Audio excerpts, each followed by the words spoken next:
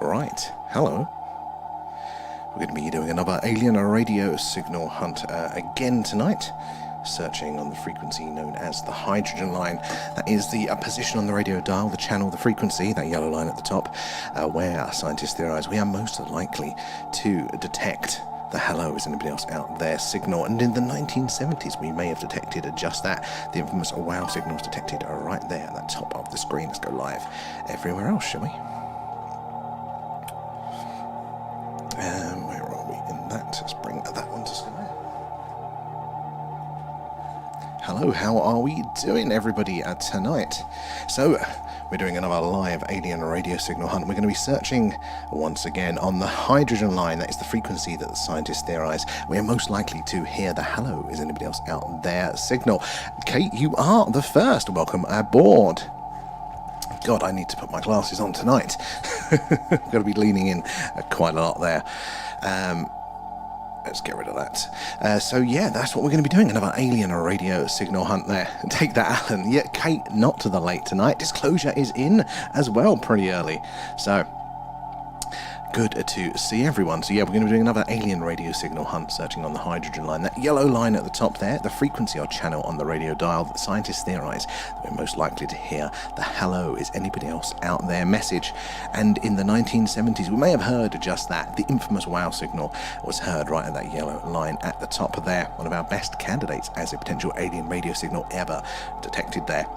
Disclosure already coming in with the gifts. Thank you for that, sir. All the gifts and the Patreons and things do go back into the stream. How is everyone doing tonight? So you won't see it over on TikTok, but if you are on YouTube or Twitch watching us there, there are some more features, and then just off either side for the horizontal view there, so you can't quite see it, just like you can't see the bit behind me here, but on the horizontal ones you can see all that is going on over there. Where's my little thing? There we go. Yeah, so that is what we're going to be listening out for. A nice spike, a nice clear signal, hopefully, coming in on that top section. So if we see something in the top there, then what will happen is that middle section above me there that is mostly blue, a couple of orange flashes there, that's going to hopefully be analysing the signal there, trying to understand what it is that we are seeing. Yeah, trying to understand what we are seeing there. And then behind me is a live star map. And that tells us where our dish is pointing, so if we do get a signal in, we'll have a sort of idea roughly where it may be coming from there. Lizzie and Amy, thank you for the likes. All those likes and those shares, guys, they help us reach more and more like-minded people there like yourselves. And the more eyes and minds on the phenomena, the better. The more we can all piece this puzzle together. If you're not following us already, though, do give us a follow. We do this every night, and if it's clear, we get to the camera out there. There's some actual footage of our live UFO UAP skywatch, still the weird and wonderful thing that's going on in the skies above Wiltshire here, right in the heart of crop circle country. You fixed the red bits. I think I fixed the red bits. While we're on a little bit later today, we're fixing the software. Hopefully got a few extra features there as well. EDV as well, thank you for the likes there. Kate coming in with the likes and the shares, much appreciation. So if you're new here, say hello and let us know where you're watching us from tonight. And have you ever had an experience with the phenomena yourself there? Seen anything strange in the night sky? Hey, and it's getting a bit close to Halloween, so let's spread that a little bit more.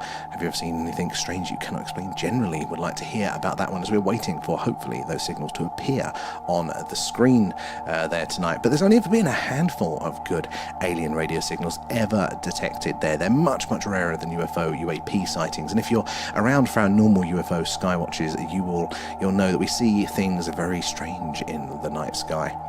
So, yeah, they're semi-common. Those ones there, but radio signals are not. They're much harder, and therefore, if we get one, it's kind of like winning the lottery there. We're going to spend a lot of time hunting and listening there. It'll take a while, but when we get one through, we are all in the news there, because they are so rare. Can you imagine that one? Streamers detect alien life. That'd be pretty cool, wouldn't it? So yeah, it's a bit of a lottery, and any signal that we detect there will probably only be on our screen for between 30 and 90 seconds there, because as the Earth rotates, our dish will sweep across the sky there, passing over different stars with different planets, and a host planet that may be sending that signal to us will only be in range for between 30 and 90 seconds, depending on its sort of distance range there. So we have to keep an eye out, we have to pay attention, because it won't be on the screen very long there. You have, Kate, you've had an experience, but you can't explain it. Well, I mean, could you explain it verbally? Because I'm a nightmare explaining these things, like trying to type them. But maybe when we do our phone-in show, we want to do at some point soon. We was planning for Halloween. Don't know how well it's going to work out this year. But we want to do that. Or maybe you could come in on the phone live there. Toy as well, thank you for those likes and those shares, guys there. Joseph is in the house. How you doing, Joseph? Good to see you in there. And OGV, loving it, everyone. We're getting the regulars in tonight. So yeah, I'm going to be doing another alien radio signal hunt because the weather is certainly not on our side at the moment, but I'm sure we'll get a nice, clear run soon. We tend to go through spates like that. It is the British weather, but I'm sure we'll get a nice clear run. We can do another live UFO, UAP hunt, or even as the moon is going to be up full in the beginning part of the month. Normally, there goes some footage from our moon watch streams there. We see all the craters, all the details, and all the weird and wonderful things going on up there. And if you're following us, hopefully you'll get the notification when we go live. You can join us on our quest for the strange and anomalous there. Amy Lee as well, thank you for the gifts there. All the gifts and the patrons and things, subs go back into the stream there, so thank you so much for that. Kate as well, pop it over to Twitch. And what's that? God, just this damn little chat box here, perfectly sized. I see half of messages and no half of the others there. Pop it on Twitch for the lack of text limit. Oh, good idea there. I'll see if I can read it on that one then. And Lizzie as well, coming in the roses, much appreciation. Junk as well, there is more chance of my broken fridge will start working again. Actually, you're not far off there. These things are very, very rare. You know, this is the thing, you've got to put in a lot of hours, but they do come up occasionally there. And if nobody's listening, nobody's going to hear. And that is the big problem at the minute. Everybody says, where is all the aliens? We've been looking for years. We haven't really been looking at all. The amount of space that we have searched with any apparatus, any bit of technology there, I think it's the equivalent of a bathtub full of water compared to all of the oceans there. So if we don't look, we're definitely not going to see. But our odds aren't too bad because we're searching again on the frequency here, the hydrogen line, where there has been a previous signal, and that really puts those odds up quite substantially. V coming in, Fraser as well coming in with the gifts. Thank you so much, guys there. And Lizzie, nom nom nom, thanks guys. Thank you for feeding Alan there as well. Where are we in the chat? Buenas noches, hello, Jesus as well, good to see you. Scottish Plane Spotter is in as well. God, I really have to put my glasses on tonight. I think I'm struggling to see this one. Phrase, how are you doing tonight there? Jared as well, coming in with the likes. Thank you guys, because those likes and those shares do help. TikTok let us know that people might be interested in the streams, how we meet all of you guys, and you never know who is going to come in from out there. Their life experiences, their experiences with the phenomena, and can share those with us there. So we absolutely love that one. And Peter in Sweden, welcome aboard. We're doing another live alien radio signal hunt tonight there, listening out from across the galaxy, hoping to detect that signal there. The one, the hello, is anybody else out there signal. And in the 1970s, on this very frequency, that yellow line at the top there, it's called the hydrogen line. The WOW signal was detected there. One of our best candidates as a potential alien radio signal there.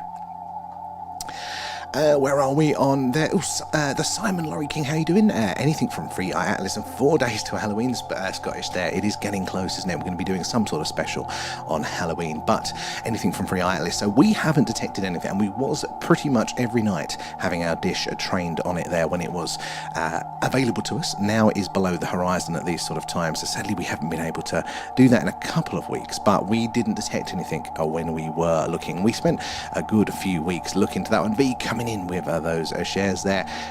And yeah, so if you are joining us, we are searching for potential alien radio signals tonight coming in from amongst the stars. But say hello, let us know where you're watching from, and have you seen anything strange in the skies yourself there? And if it's not cloudy, then we do this. We do an alien UFO, UAP, a skywatch there. There's some actual footage of the skies live over Wiltshire, where we are based, right in the heart of crop circle country. We see all sorts of weird and wonderful things in the sky. So do join us for those ones. Give us a follow, and you'll get hopefully the notifications when we go live. Where is Free Eye Atlas at the moment? Oh, as far I'm not quite sure specifically. It was near. God, what was the constellation it was near when I checked the other night? Memory like a sieve, but it's I think it's below the horizon for us at the minute there. And Spaceman 2025, where are you joining us from? Say hello there. Where are we in the other chats there? Over on YouTube. AUP is in. Oh, what's the new data? You gave me some inspiration there, AUP. And no interference again. Yeah, I had to spend a lot of time tweaking the software earlier today. So the new sections that guys on TikTok, you can't see the other sections there. So the horizontal view, you see a little bit more available there. And there's extra data coming in and being analysed there. So if you want to see that, you go over to YouTube or Twitch. We're at The Thing UFO on both of those. You can see a bit more of the screen. It's particularly useful on those UAP, UFO skywatches. You can see more awesome things there. But for what you're missing, so let me explain, guys, what we're all seeing here. So at the top, that is the live radio signals coming in from our very large dish that is pointing towards the sky there. So we can see all those frequencies coming in across a range of, all those signals coming across a range of frequencies, but our interesting ones where that yellow line is there. And we'll explain why that one is important in a minute there. But that's the live signals coming in. This middle section directly above me there, the orange and blue, that is the signal analysis section where it's going to be looking at any spikes in signals and also the background noise. Periodically it'll look at that background noise and say, is there a quiet signal hiding amongst there? Are there any clues that we might get a faint signal through?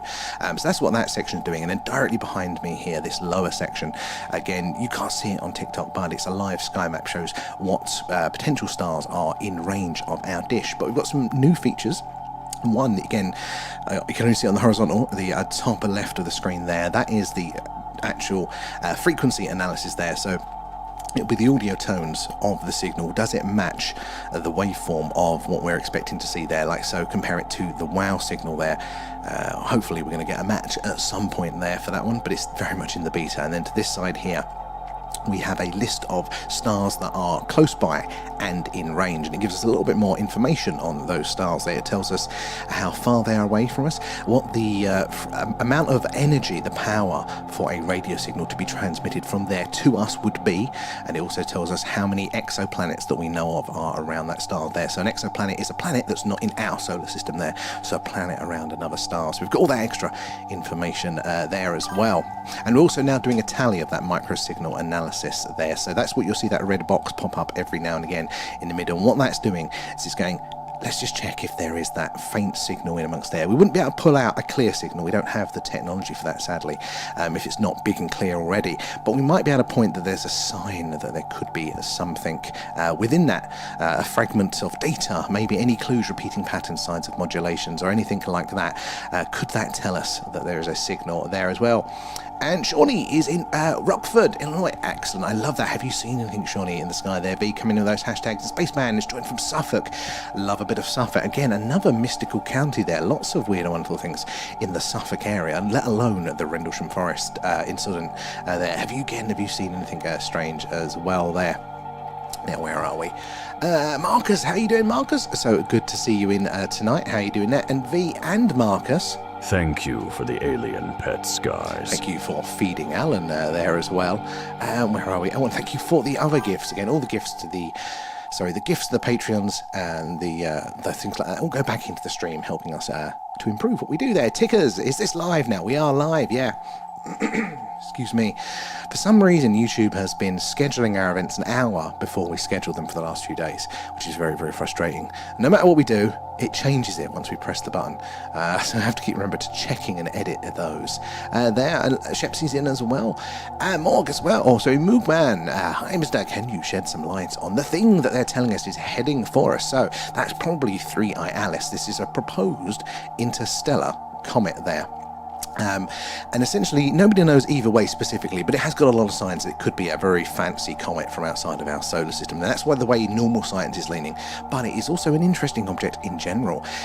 It's not playing ball fully, and there are rumours that it is doing some very, very strange things indeed there. And if it is, then that would probably put to bed the idea that it is a boring comet there. But at the minute, we don't have any clear proof. There's a little bit of rumours and some indications that it might be of interest. So we'll have to pay attention. At the minute, I'm not too worried, but we'll see as that data comes in there. Though, disclosure, have you seen the videos of the meteorite in Moscow recently? Looked amazing. No, I haven't. I mean, nature puts on such a fantastic show for us, doesn't it there? You don't even need the aliens half of the time there. Alan, show yourself. He's out now. You've seen Alan now. And Shepsy as well was in there. I mean, how are you doing tonight? Tickers, thank you for the likes, guys, because it's those likes and those shares that help us reach more and more like-minded people there like yourselves, getting more eyes and minds on the phenomena. The better there, the more we can all piece this puzzle together. And John as well. it will hover over Earth. Well, if it does, I think then that's pretty unambiguous then, isn't it? That, you know, comets don't tend to do that one. I mean, the idea is that at the minute, well, not quite, but it's approaching the sun. It's going to go around the back of the sun, and we're going to do this dance where we can't see each other as it gets closest there. And the theory, at the minute, it's statistically a very long shot indeed.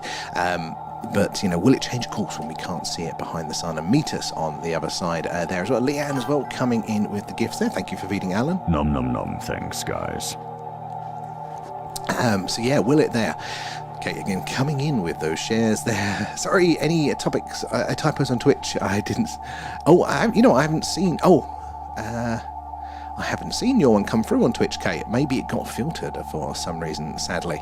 I'll double check in a second. I haven't got my glasses on there. Where are we? Does the reduction in interference coincide with Atlas disappearing behind the sun? Possibly there is a good correlation to draw there, up. The only thing is I have been tweaking the settings because it was going all sorts of haywire today, and I think there was an error. So that might be getting in the way slightly. But we do need a way of plotting those correlations there. And Hip Hop Legends, hello! Welcome to the crew. Have you ever seen anything strange at yourself there? The wow signal in 1977. So hip hop, you're right, that is what we want to hear a repeat of there. We are listening on the same frequency as where the wow signal was detected back in 1977. They're one of our best candidates as a potential alien radio signal there, and we really want to hear a repeat of that one. Now, scientists think that this frequency, not only because we've heard that previous signal, but we think this is a good one to hear any potential communications there from ET, because it's called the hydrogen line, which means it's the frequency that hydrogen gas in the galaxy naturally emits a radio signal as it decays, and because hydrogen is the most abundant molecule out there, basically, it means that is the noisiest place in the radio dial. Very consistent no matter where you are in the galaxy. It's always going to be of interest for radio science purposes, learning about the universe and things, and it'll always have eyes and ears on this channel by our scientists, and we think ETs as well. So if you want to put a message out there that you want to be heard, this is the frequency out of all those different channels on the dial to put it there. Now, where are we there? Neil is in the house, and thank you for the gifts and feeding, Alan. Nom nom nom, thanks, Good guys. to see you there. Now, where am I on my little messages here? Disclosure, it's on my story on TikTok. When you get a chance, have a look. And I'll have to definitely take a look at that one. I do love a phenomenal a meteorite coming in there. Russia does seem to get a lot of that action there. Promise I didn't check that. Yeah, I can't see it, sadly, over there, Kate. Maybe it is filtered out as well. Damn it, you'll have to put it in over on the Discord. Leon coming in with the hashtags there as well. Neil, how you doing? Hi, it's been a while. Greetings from Oxford. It has, hasn't it? We've had some technical difficulties, but we're back now, Neil, and hopefully at a higher quality than ever before. So, how have you been all this time, Neil? It's so good to see you there as well. Kate coming in with those shares, and for the likes, where are we? Scroll down a bit here. Spaceman, 3i Atlas is in the constellation of Virgo at the moment. Thank you for chipping in with that one. Yeah, so it was coming to us, wasn't it, from Sagittarius when it was all that way away, and now it is getting closer. It's obviously moving around the sky relative to us, and it is in a different position there. So Virgo, is Virgo actually above the horizon? No, it can't be now at the minute there. Oh, Kate, now I can see your message. Sorry, it was just my eyes playing up there. I'll have a scroll up there in a second. I was looking at the wrong chat, that's why. Neil, so glad you're back. Thank you, Neil, and I missed you guys. I've missed all of our other regulars as well that couldn't join us on the old other platforms. So definitely grateful to kind of be back rolling here. We had a really cool chilled stream with some of our guys, didn't we, on the other platforms there. So if you want to do us a favour, at the thing at UFO, both YouTube and Twitch, there's a little backup. Not only do you get to see a bit more of the screen, some more information, but just in case anything ever happens again, you can join us over there live as well. Queeg coming in with the gifts there. Thank you, Queeg.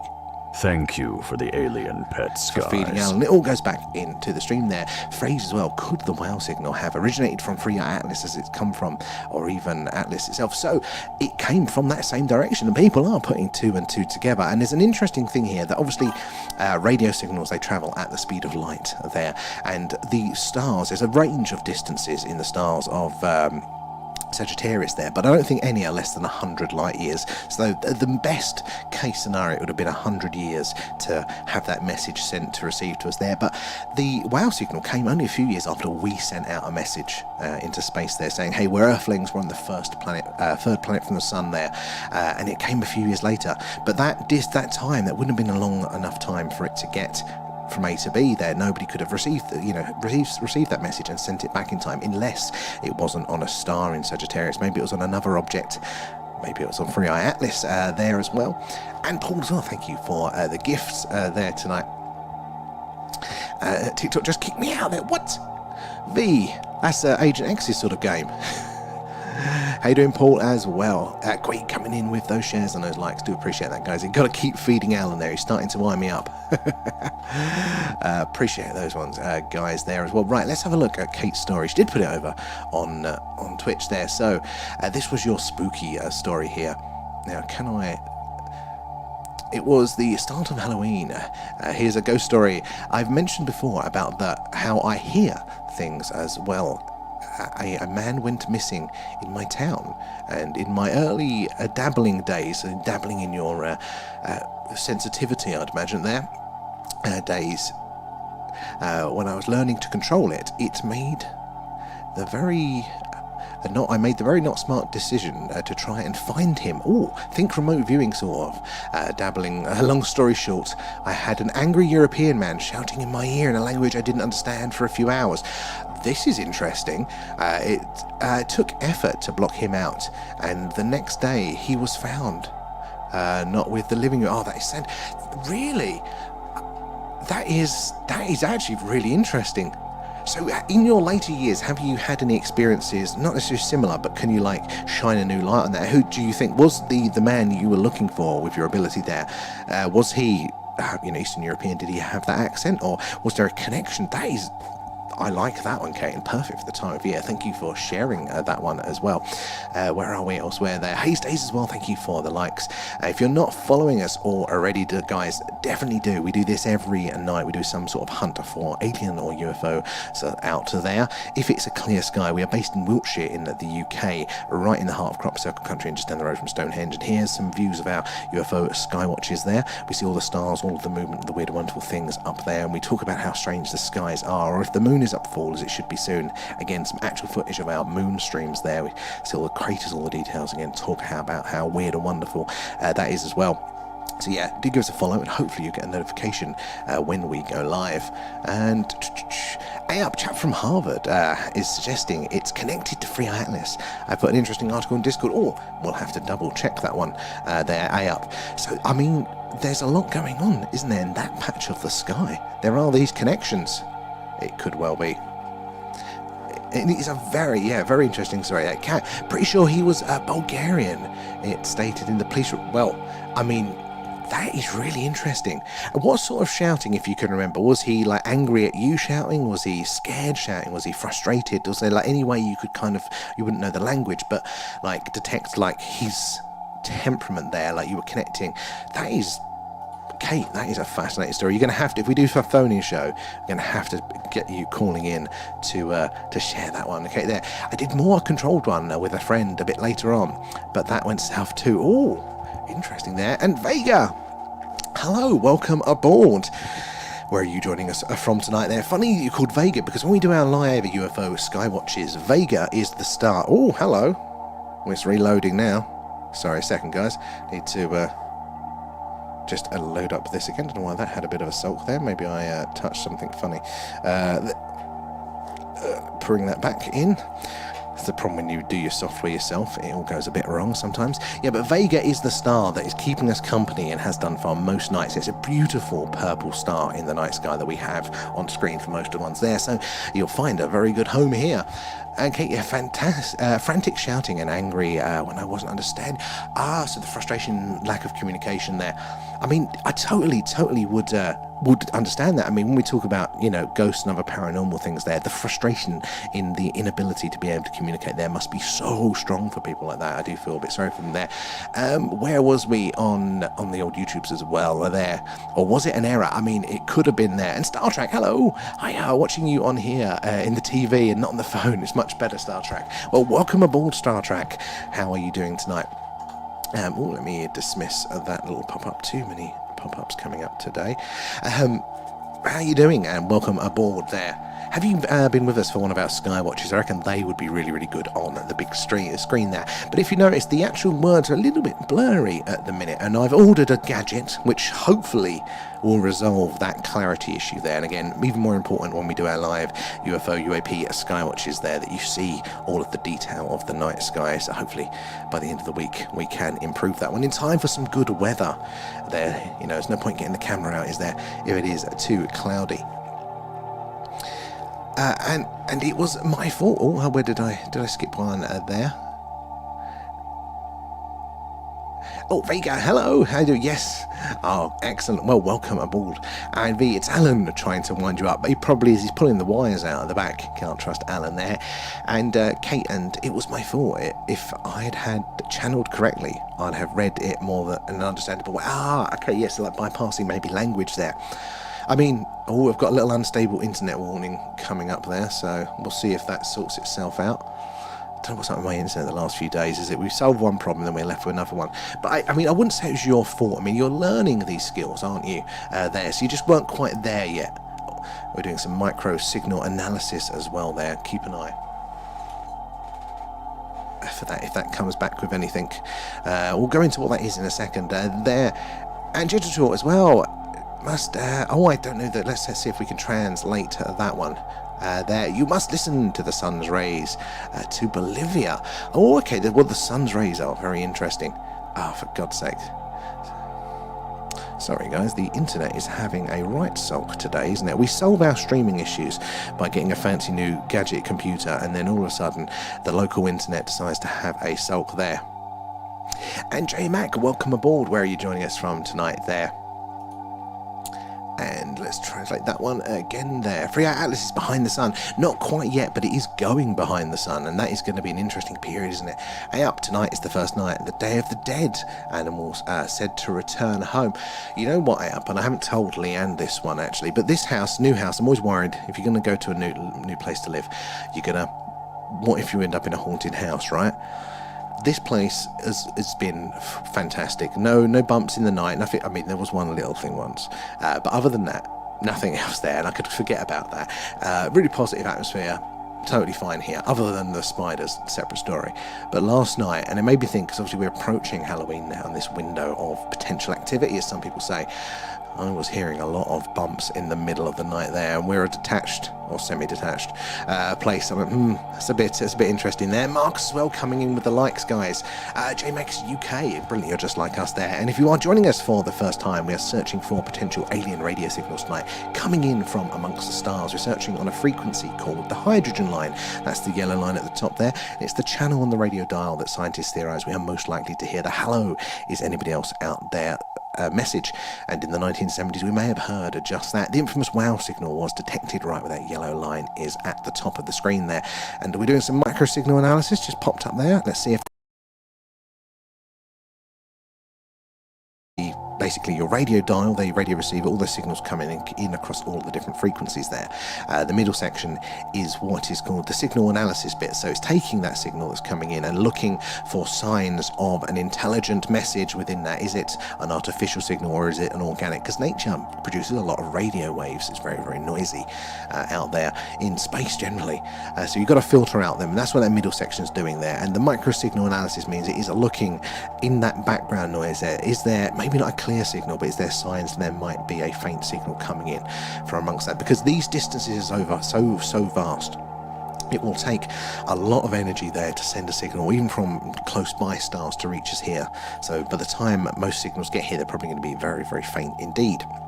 But that is what we are doing. We are searching on the lookout, hopefully, for a repeat of the WOW signal, one of our best candidates as a potential alien radio signal ever detected there. And if you're actually going to be joining us tonight, if you're interested in this sort of thing, do give us a follow, because we do this every night that it's cloudy. And when it's not cloudy, we get the camera out, we point to the sky. There's some actual footage of our UAP skywatcher there. We search the skies alive over Wiltshire in the UK, right in the heart of crop circle country. We see all sorts of weird and wonderful things there. Up as well on YouTube, the video looks like you are being beamed up. Does it really? Oh yeah, when the old line comes in, yes. So I keep looking down. I've got a separate monitor for the stream computer down there, and making sure it is all going to a plan there. And Group 7, how are you doing tonight? Kaz as well, thank you for the likes there. And where is, let me get through some of these comments. I've not got my glasses in tonight. The sun produces massive radiation and gravitational and electromagnetic noise. It does. It's very, very noisy. If we could hear, if there was stuff in the vacuum of space there, if we could hear that, then God, we would be deafened there. Now, where are we? I think I've missed out loads of gifts there, but Kaz and Paul and Simon, thank you guys for the gifts there. All the gifts, the subs, patrons do go back into the stream there, helping us improve what we do here, new toys and things, hopefully getting more, clearer signals and clearer visuals as well when we're doing those ones. And let me just adjust the size of this one, because that is very annoying, this little streamy box here.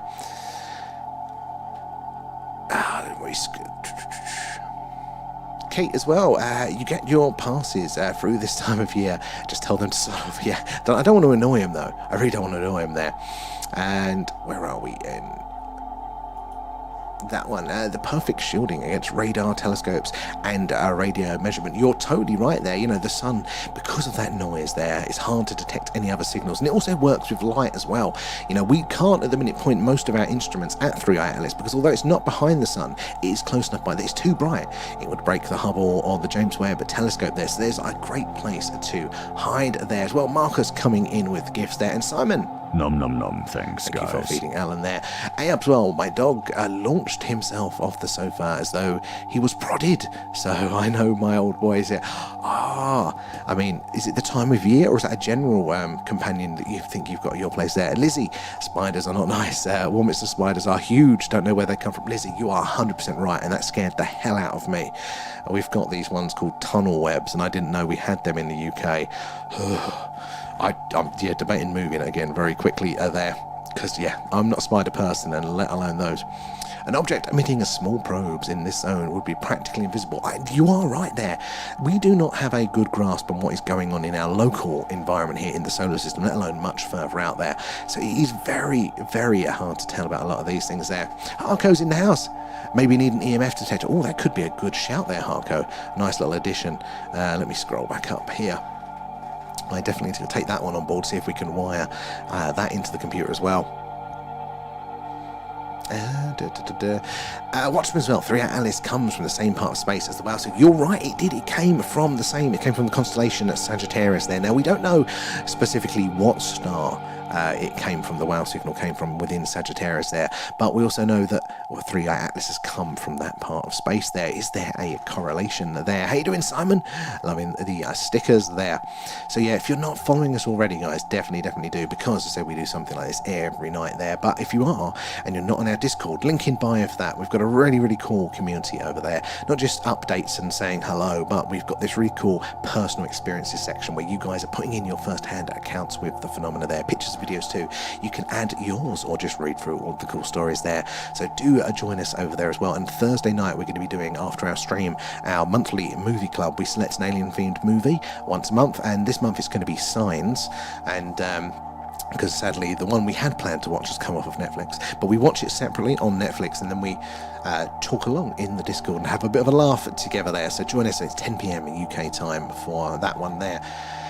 Let me scroll through. I really need to put my glasses on tonight, I think. And when they say they are active behind the sun and no one can observe or measure them. So we do have some solar probes which we think sun can detect some things, but they're designed obviously to look at the sun, so those objects for it to see have to be very, very bright indeed. There's a 3-eye atlas we think should just about be detectable as those solar probes, but smaller objects, less reflective objects, you're right, will be totally invisible behind the sun. In fact, they're the most dangerous for comets there because they're blind for us there. That is a bit of a dead spot, and even last year there was a meteorite, I think, that came between the Earth and the Moon, a sizable one. We didn't know until it was basically here because it'd come from that blind spot for us there.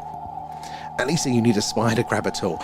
I bought one, but I'm now too scared to use it in case I just anger the spiders.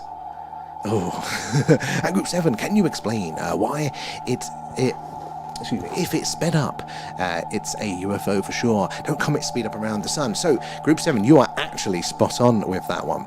So, where are we? Thank you, Group 7 and Harko, for the gifts. Very, very kind of you there. Oh, I'm fighting this little chat thing. It ignores me when I say don't scroll down, and it just goes down 100 messages, and then I have to find my place there. Where are we? Sorry, guys. Oh.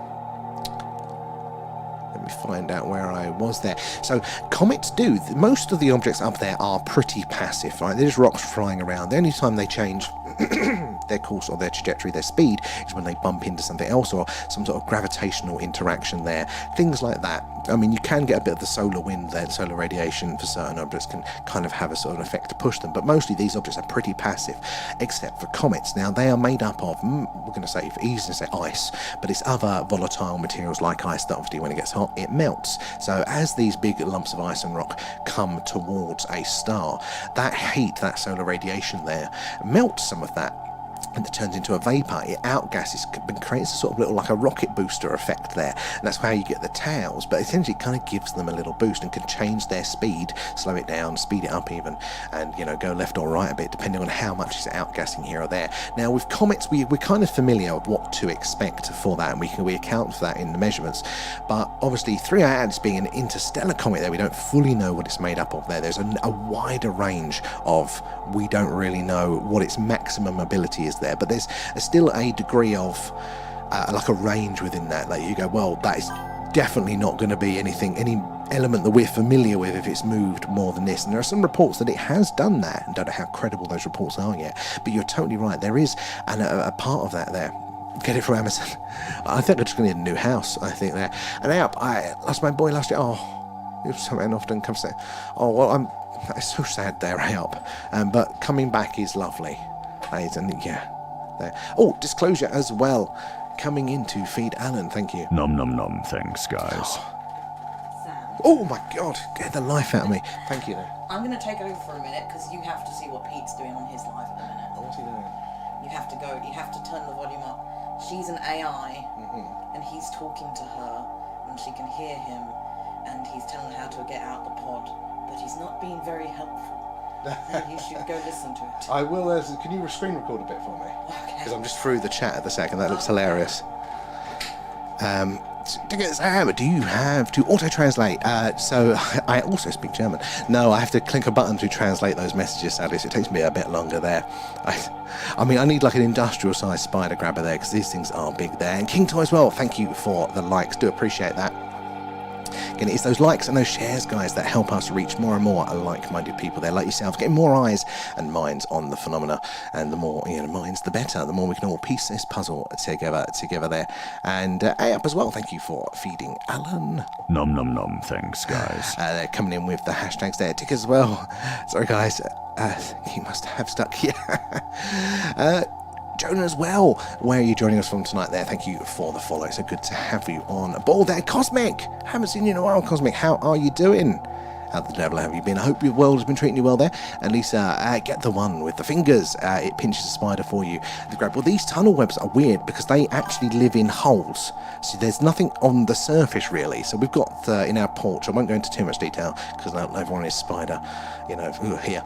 But some old drill holes where there's been various post boxes and things in the porch hung up throughout the years. And they've made their little burrows in that, and there's this little funnel web coming out of it. So you just see the fingers sticking out, or their legs, sorry, poking out, but they're inside, so I need some sort of suction device to get rid of the buggers. But it makes me not want to leave the house there for that one. Hargo, TikTok is a bit fuzzy compared to a few weeks ago. Yeah, so for some reason, the new setup now, this bit is a little bit clear, but I've got a gadget on the way that should be solving that one there. Plenty of coins left in the checks, guys. Everyone thank Marcus for putting the treasure box up there as well. And thank you, Group 7, for the awesome questions and answers there. Box is gone. Where are we? There.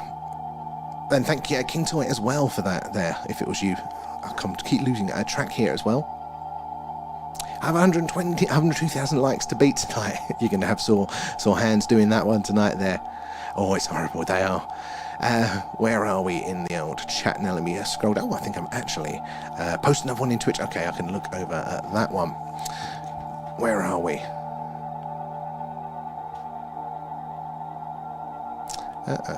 Oh, okay. How bloody thing? It doesn't. Have another one. Most of my recent things have been because of dabbling, so more uneducated dabbling with channeling, and I dreamt of some weird creature looking in my window. Hubs has been sleeping on the couch and said he woke thinking there was something watching him through the window, but put it down to being half asleep. Oh, our stories crossed early the next morning when we were putting the kids in the car and notice non-human footprints leading from the living room window down the drive with a streaky handprint on the car. Oh, now Kate, that is eerie. Please tell me that doesn't happen that often for you there, because that is, I like that one. Perfect time of year for that one. And thank you, Kate, for feeding Alan as well. Nom nom nom, thanks guys. Now, where are we? Let me scroll through there. Group 7, and it has no iron amount amongst the nickel. As you say, it's a simple unknown. I mean, there is a range, isn't there? Because it is an unknown. There is a big range of difference there. So when everyone goes, it's like nothing science has seen before. It's like, yeah, it hasn't, obviously, because we haven't seen an interstellar comet, as far as we know, before. But there is going to be a realm of elements that we know exist and theorize could be there in abundance in earlier galaxies, whether that theory is correct or not. So there is a range of within known but not known there. But it is still very strange. And there are some other things about it that, again, it's just very, very strange there. I mean, I haven't settled either way, really, on a decision on the thing. I've made some changes, safe to say. Oh, yeah, you never know what you're dabbling with. I mean, I do like to... I like to kind of learn on the job. You know, I'm very much the same there. Bite off more than I can chew, and then figure it out as we go. But maybe there are some things that's pretty dangerous to do, like maybe sort of channeling there and driving on a motorway.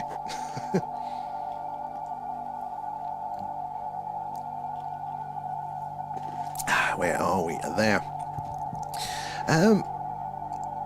It moved, did it? Let's have a look at the old screen there. Oh, yeah, there is... Oh, we got the spike back. Look, that wasn't there earlier. It's just about coming through a little bit now. We've got just left of the red line there. There's a faint little signal that comes in.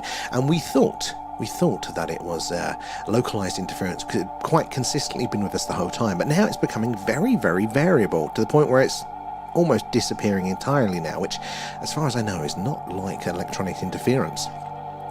So that is interesting. But as you can see, the visualization difference in between the two graphs, so this middle one helps us to kind of see those changes, because the top one works on very specific ups and downs of those signals coming in. Very dynamic there, but because there's so much going on, it's hard to see overall changes. But this one in the middle works on averages, and although it's the same signal, it's kind of, so it's displayed in those differences, so you can see, oh look, there is actually a peak. There's a build up around certain areas there, and obviously the colors change for those height peaks. Now, if anything goes red other than this, but this is some deeper analysis that's going on there. But if the individual bars normally go red, it normally is a very strong signal there. Where are we? There. Let's have a look. UK veterans, hello, I sent you a message. Someone reckons he has figured out the WOW signal. Oh, I got sent one earlier by one of our community, was it UK? There. And I only just skimmed it, but it actually looked quite interesting. Is this the chap that's talking about there being... the messages within it there, let you know that there was a cloak of binary within it and stuff like that. Because if it's that one, now this really does stretch my knowledge with that, so I can't fully claim to know it. But so the letters there represent power signals or power strengths of it all. So I don't know how any particular agents would know how we measure power and then allocate our letters to it there. So I mean, there may be something to it, and there might be something universal there that I don't fully know. But it is interesting, isn't it? Rule number one, run when you see a plastic bag. Exactly. And speaking of which, V, tomorrow night we should be going out on location for a special. Now, it's not going to be as good as the last one where we went up the hill with all the rig and we had the camera looking to the skies. We took our skywatch on the road, sadly, mainly because we can't do that now because of that bloody TikTok update. At the minute, anyway. But we are looking to... I don't know specifically where, if we're going to go up another hill, and it'll just be a phone, so you kind of get to see us being scared, and if there's a bright enough light we can point it at the sky, so it probably won't be as the same there, but hopefully it'll still be novel for you guys to see that one there. So we might go up a hill and do a UFO sky watching the clouds, or we might pick a spooky location there, although when I started thinking about it I got very scared before we'd even booked it in. So there's there. Private Tomcat, how are you doing? Over on YouTube, how are you doing there tonight there? Has the comet gone? So, good question. I don't know, actually. I imagine they move pretty quickly. One of our lot will know the answer to that one. Sadly, I've been a bit frustrated. I've not been tackling the comets because we've had so many cloudy nights. We can't get our eyes on them. I've just got to sod it there, so I'm not too up to date with those ones. That's the part I was just talking about, yeah. And UK, yeah, that's it. Basically, he says the message is saying we're here, and here's how to reply. Oh, yeah, that was it, yeah. So, I don't know. I think, it pushes my limits of my understanding with these things. So my gut is telling me that, it's not arbitrary how we put, apportion the numbers to them, but it's all based on a human understanding there. So it's like, how would they know that to then correlate that to the numbers there, or even and the letters and things. So I don't know, but there might be something more universal that I haven't clicked with that one. So I do need to have a little bit more. I wonder what other people say about it there. Someone needs to go up and check for bags. Yeah, before I go. The pre-sweep, thank you, that's going to be on you guys. Up and Kate can go do the safety sweep for us there. Simon Canoodan in Essex is scary as hell. I used to live very near to Canoodan there, and I used to take the occasional midnight drive around there. Didn't see anything, but it's an eerie landscape, that part of it there. But you and Pete are really funny, thank you. People would love to hear that one. But yeah, we'll be there. I'm not sure how it will go with just the phone, but there. Lisa, who is Pete? So, did you see our live on location on the hill fort back in at the end of August? There, we did our special there. It was the chap who was with me there then. So he's more sceptical of all of this. He's open to the idea, but much more sceptical. So. Yeah, it's interesting, and also he doesn't get scared at all by those things, whereas I'm very Scooby-Doo and will scream like a girl in the dark there. Comet 11 is still visible tonight. I mean, God, those damn clouds. Have you got a clear sky where you are there? I do need a telescope myself then. Does he have a live? So he does actually. I think he's PJ Prince actually. He might be live now. So he does games and printing, 3D printing and stuff normally there, Scooby-Doo. I'm jumping into his arms, shaking away there, and I do like a Scooby snack there. Carl and Raph are over on YouTube. How you doing, guys? And can you see the new features? They're very much in beta at the minute, but I'll go through them. So TikTok, you're not going to know what I'm talking about at the minute because you see this vertical version, you see the middle part of the screen, but there's a whole sort of horizontal view there. There's to the left and right. There is more information coming in. So to up that way there, we've got a new feature, again very much in beta at the minute, so I wouldn't trust it too much if it says there's aliens just yet, but we're analysing the actual waveform of the signal coming in there and comparing it to what the WOW signal would have looked like. So obviously at the minute, if you can see that when you're on the old the horizontal ones there, TikTok and Twitch, yeah, you can see it doesn't look anything like it at the minute. And to the other side, we've got no stars in the target area. That's frustrating, but actually very soon Defeater, oh god, that's a new star for us, is going to come in range, and you'll see it there. So behind me as well, again you can't see it on TikTok, but on the other platforms behind me here is a live Skyview map that updates, and it shows like a big catchment area of what our dish is going to be receiving. So if we get a signal there, it'll show us what are the closest possible stars that could have come from there. And when there are stars, close ones in range, there will be very shortly, just up here, it lists them and it tells us how far they are away in light years. Do we know of any exoplanets that are around them? So an exoplanet is a planet around the star that isn't our star, basically.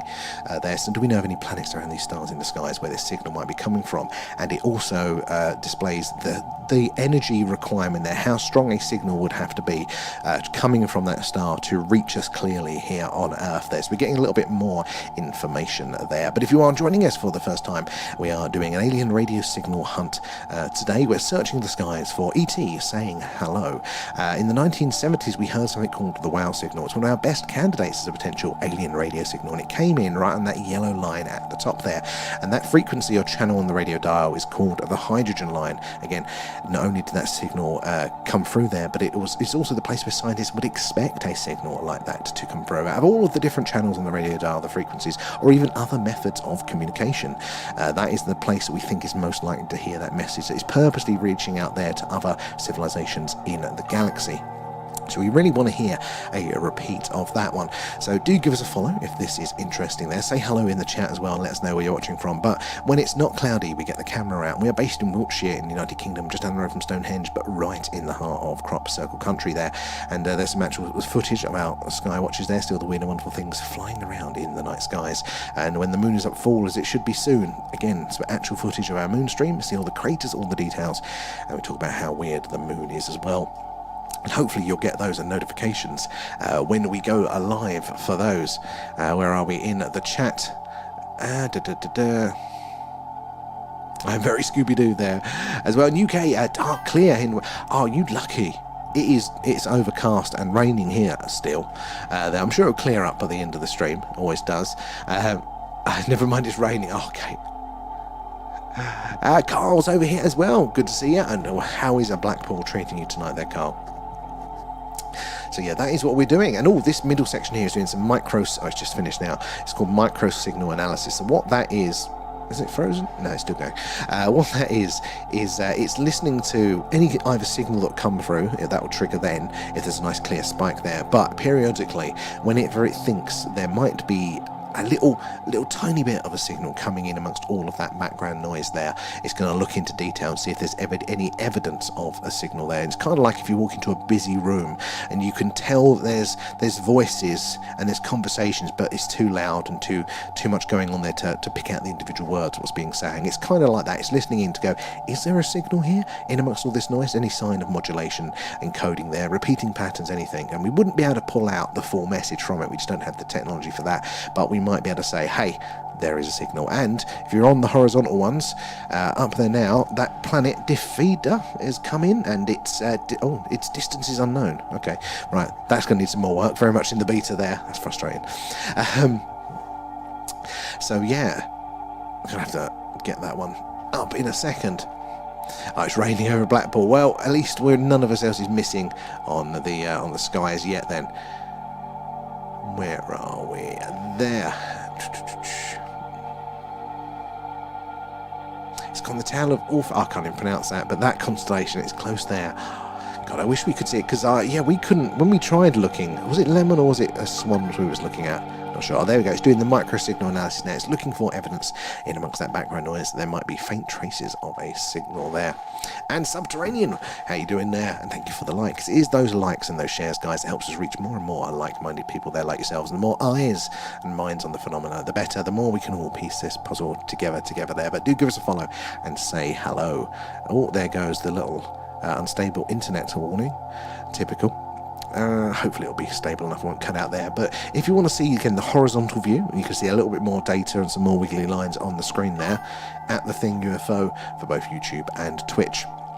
There, you can join us over there. It's very interesting on the for the Skywatchers. You see more of the sky. See more of those weird things flying around. It's also good as a backup home, because last week when we couldn't come on due to technical issues, we couldn't get on TikTok. You could all join us still over on those platforms as well there. It's very low on the horizon. We probably wouldn't be able to see it anyway then, because we've got trees surrounding us here, sadly. Okay, you get the notifications after we've already experienced the blips. It's about right for TikTok, isn't it? I don't know why the other platforms don't really have the issues like that. where are we in the... Oh, Kate, you found Raph over there as well. You're preferring it over there? I think he is, yeah. Can't be asked with charging your phone.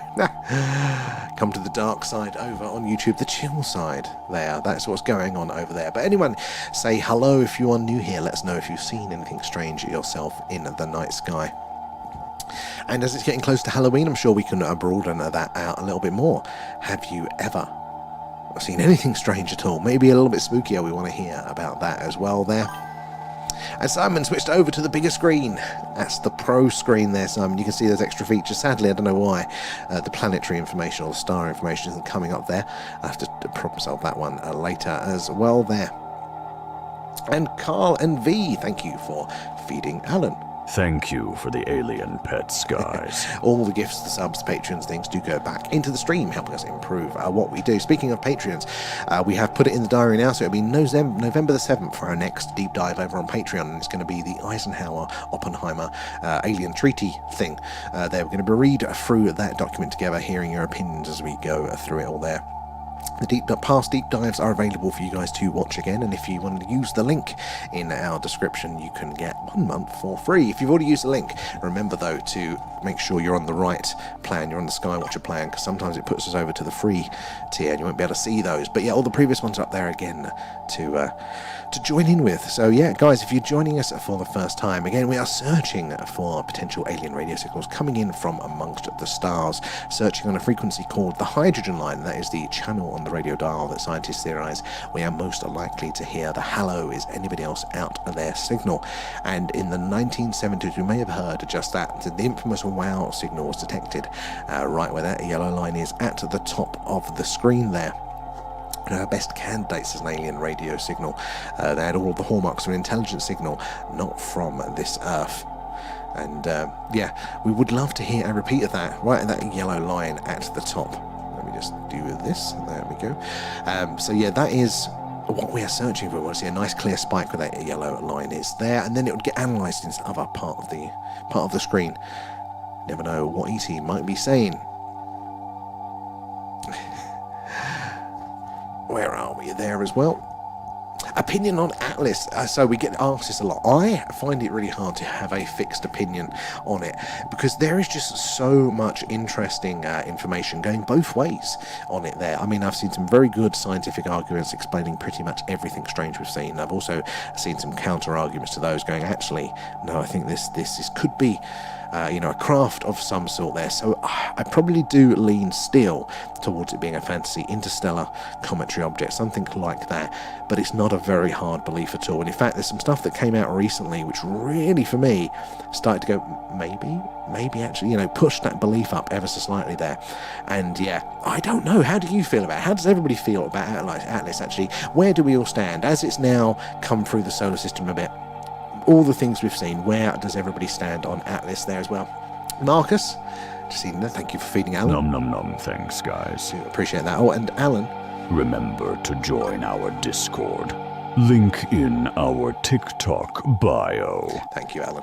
Yeah, definitely join us over there, because we've got not just your updates and things like that, but we have got this really cool personal experiences section there, where a lot of you guys in our community are sharing your first-hand accounts with the phenomena, your experiences, your images, your videos, and you guys can join up and share yours too, or just read through those awesome ones that have been shared already. And honestly, they are really, really worth it there. I mean, link in the bio for that one. But we've also got a alien-themed movie club. So this Thursday coming, we are going to be watching Signs separately on Netflix, but all at the same time, and chatting along in the Discord as we do it, and that gets pretty funny.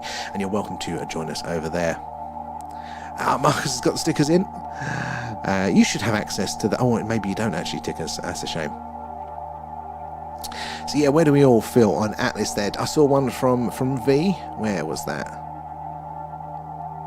Where's it also gone now? I swear I saw a V. Oh yeah, I think it's a spaceship. I mean, it is a very real object. Who else is in agreement there with V? How do we all feel about Atlas? Oh, let me just scroll up here. So if you are just joining us, we are searching for potential alien radio signals tonight coming in from amongst the stars there. We're searching on a frequency called the hydrogen line, and that is the channel on the radio dial that scientists theorize we are most likely to hear the "hello, is anybody else out there" message coming from another planet. And in the 1970s, you may have heard just that, the infamous WOW signals detected where that yellow line is right at the top of the screen there. One of our best candidates as a potential alien radio signal ever detected there. So we'd love to hear a repeat of that right to where that yellow line is at the top there. A nice clear spike, ideally. That's what we want to see.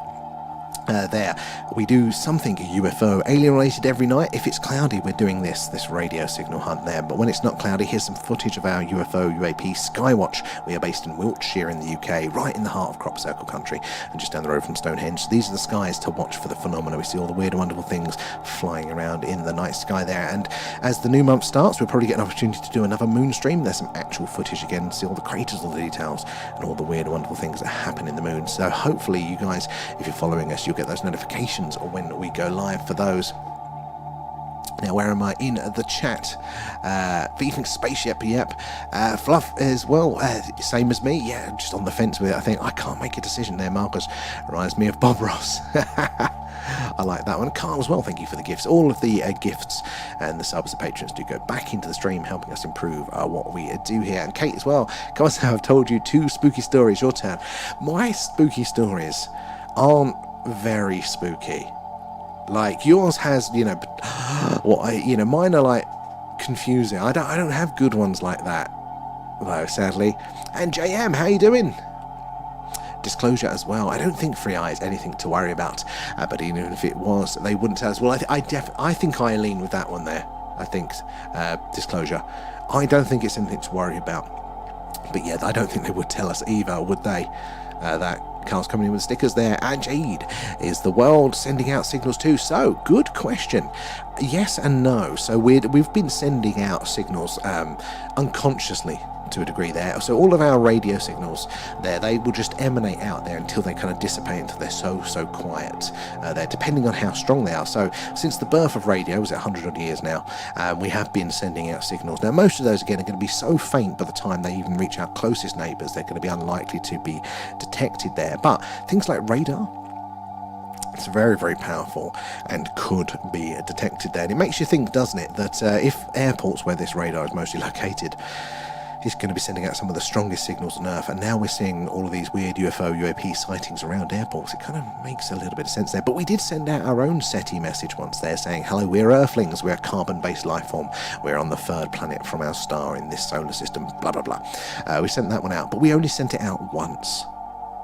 And, we haven't sent it out again. That is a very, very high-powered transmission. And then only a few years later, we heard the WOW signal, which is what we are listening out for a repeat of tonight there. So should we be sending out those messages, or could we be attracting the attention of a dangerous race there? How do we all feel on that one? Be coming in with the hashtags? And land, what's that? So we are searching for alien radio signals tonight coming in from amongst the star. We've got a very large dish pointing up there to space, and as the Earth rotates, this dish will sweep across the sky. And hopefully we're going to pass over a planet that has a star that is, pass over a star that has a planet that's inhabited and sending us a signal as we're passing over. Just doing some analysis there. If that goes green, then that could be interesting, guys. So that's what we're doing. We're sweeping the sky there, and we're doing it on a frequency called the hydrogen line. That is the place, the channel on the radio dial that scientists feels. Oh my God, my words. Scientists theorize, there we go. We're most likely to hear that message. Izod, I will never come. Why not?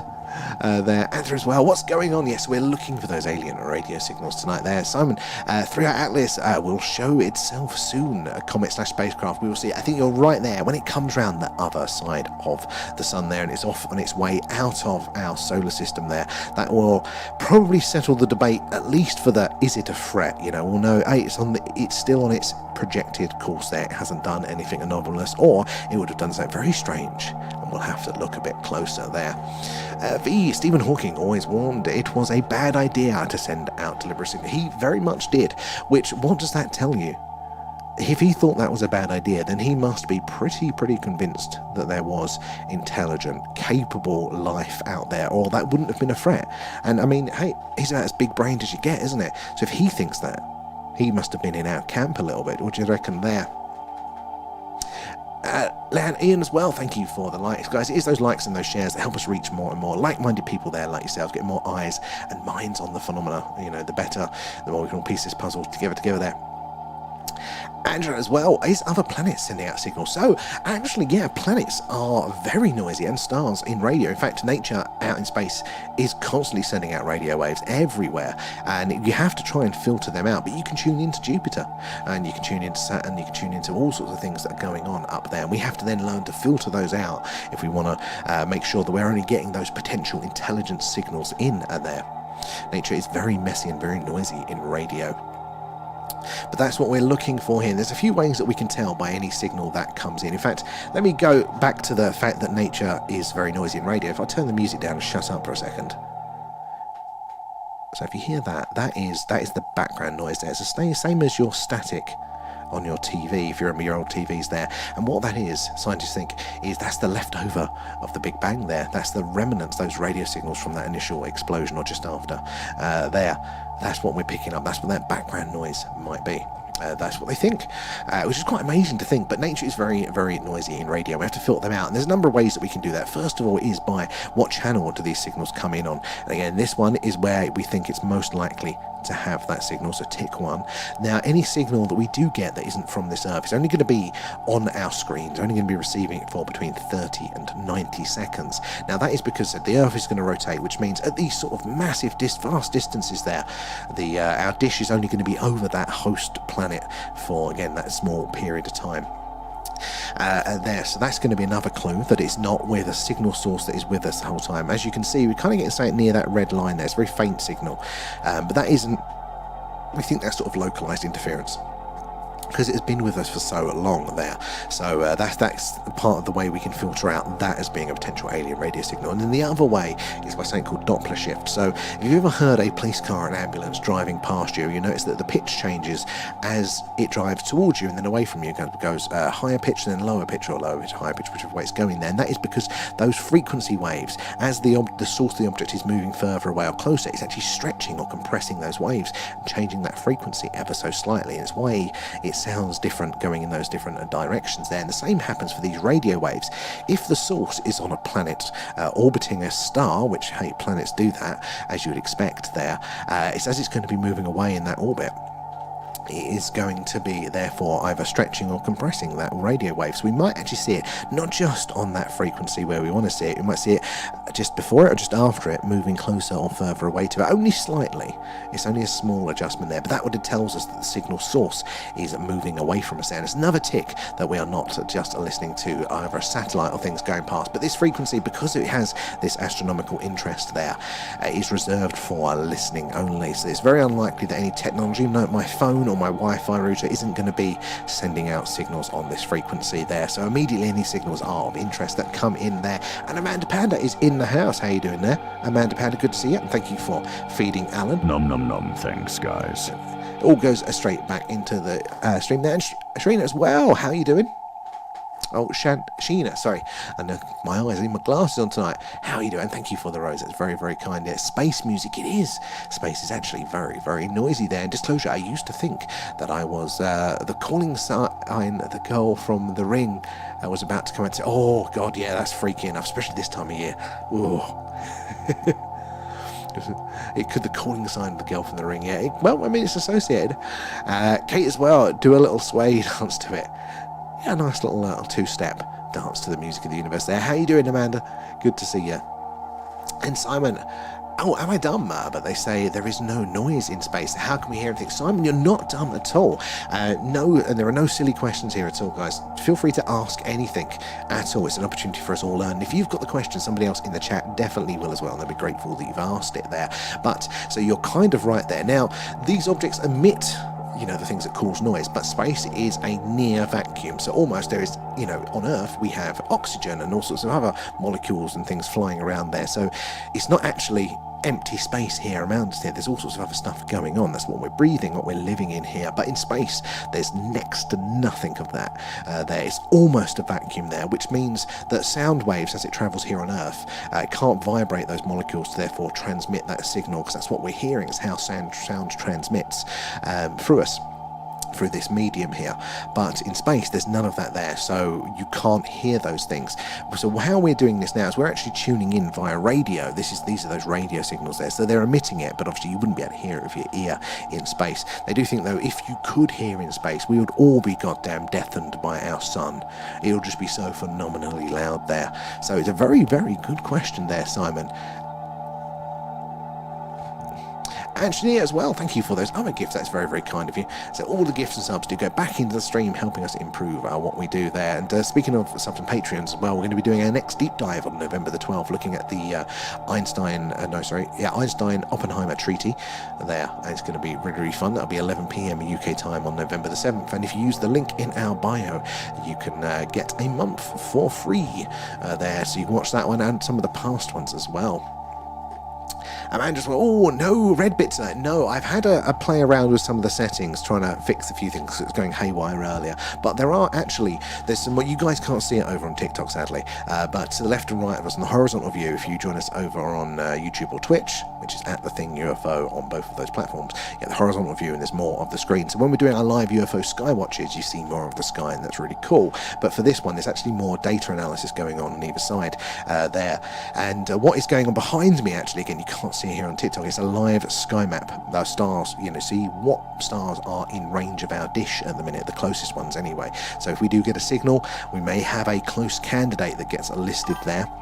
And then we've also got a waveform analysis of the signal up there, and then basically this box up here tells us some information about those stars that are in range there, how far away they are in light years, do we know if they've got any planets that are orbiting those stars, and also what would be the power requirement, how much energy would it take to transmit that signal from there to here for us to be able to hear it, because we're talking about such large distances here. By the time that message reaches us, it could be very, very faint. Think of it, it's kind of like shouting over those very, very long distances. The further away you are, the quieter you'll be by the time it reaches there. It doesn't take a lot of background noise, a bit of wind or whatever to drown out that voice, does it? And that is basically what we're trying to fight against here.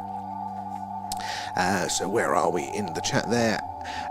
Dolphins can send signals to each other. Dolphins are incredibly intelligent creatures, aren't they? I think they've been done a raw deal because obviously they're in the oceans, they can't develop technology, they've not got no hands, but cognitively their capabilities, I think we only just scratching the surface of them. We talk about ourselves being the only intelligent life, but there's multiple forms really of intelligent life on our Earth there. I'm glad to hear it there, Amanda. And Mr. Strange, how are you doing tonight? I'm just getting through all of the messages here, so it might take me a second, guys. Miss Gypsy, welcome aboard. Where are you joining us from there as well? Where are we? Sorry, guys, I've been totally neglecting as well the other chats there as well. So where are we? Raf, hang on though, if a comet is water and ice basically, will it not melt or burn up for good if it goes behind the sun? So, brilliant question. This is back because it's been a while since I've checked a message there, but it's all sorts of volatiles that are kind of act like ice. Some of them are more sensitive than ice, but ice is a good way to think about it. And yeah, that is exactly what is happening. That's how we see a comet, because all that stuff melts away and creates all those little water droplets there, and those little bits of dust and stuff get pushed behind it as it's moving there and creates a tail, and therefore there's more area to reflect light. That's how we can see them and how they're so bright, because they're reflecting that sunlight back with all of those ice particles there. Very, very reflective. So if it gets too close to a star or a warm body like that, it can just melt the thing away.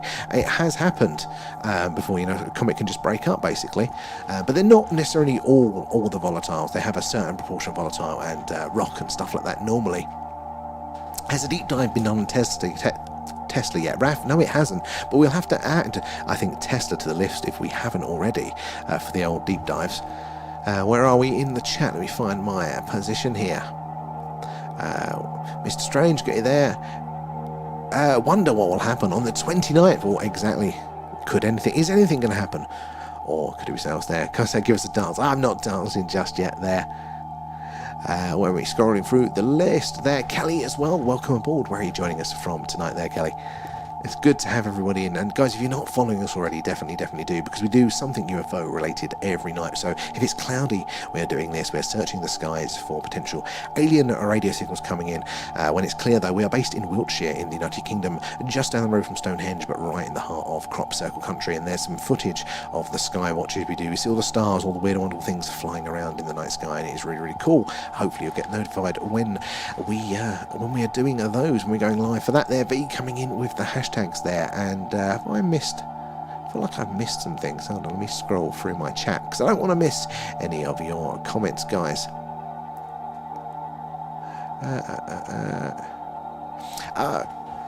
Ashneer as well. Hey, I'm good, thank you. How are you? I'm good. I'm in a happy place with all of you guys searching for the weird and wonderful. Cannot ask for more. Good to have you in tonight there. Guys, if you are, again, new, give us a follow, but also say hello in the chat. I will get around to get through all the messages. Say hello, let us know where you're watching from. And also, if you've had an experience you cannot explain there. Have you seen anything strange in the night sky? Where am I? In the chat. And I see those hearts going up there. That's tapping away in those shares. They are really helpful for us to reach more and more like-minded people there, like yourselves, getting more eyes and minds on the phenomena. And the more we have, the more we can all piece this puzzle together there. And Kate, Raph wants to know if you've done a deep dive. On Tesla, yeah. So I just noticed that one. We haven't yet, but I think Tesla would be a brilliant candidate to do it there. And Rob, 1.65 to 1.72. So 1.6 is known, isn't it, as to have a good history with the phenomena. UFOs meant to be using that maybe for their communications or something. So it's a good shout of what to search for. But sadly for us, the problem is 1.6. In fact, the rest of the frequency range, other than what we're looking at now, is used by other technology, like human technology there. So if we got a signal on 1.6, we wouldn't be able to filter that out of aliens, or just somebody using a satellite phone or some other piece of equipment there. So it is very interesting, but you've got to be able to combine it with like another bit of sensory data there. So if you're seeing a strange object in the sky and then you're detecting it, I think that would be really good. But where we are now, we're in a built up area, we wouldn't be able to filter out any signals from that. But this frequency here, the hydrogen line, not only has it had that past history of that sort of where the wow signal was detected and where scientists think we're most likely to hear that signal, but because it is so important for radio astronomy, for learning about the universe, it is reserved for listening only, so then no electronic equipment can interfere with that. So then any signals that we get through here are very unlikely to again be a satellite or anything like that passing by. So immediately it helps us filter out those things. So that's why we search for this one here. But they are a good shout, those other frequency ranges there. And where are we? And Simon, good night. Oh, at 4:38. Oh, that is an early wake up there, Simon. I'm not a fan of that one. But thank you for joining us for how long you have there. And Oil Jackson. Oh, sorry, Ollie Jack. Yeah, Ollie Jack. God, my eyes tonight. Oil. Well, thank you for the follow. Where are you joining us from tonight there, matey? And Wabby as well. Good to have you guys on board there. Kate coming in with those shares. And Cal as well. Kai, welcome aboard.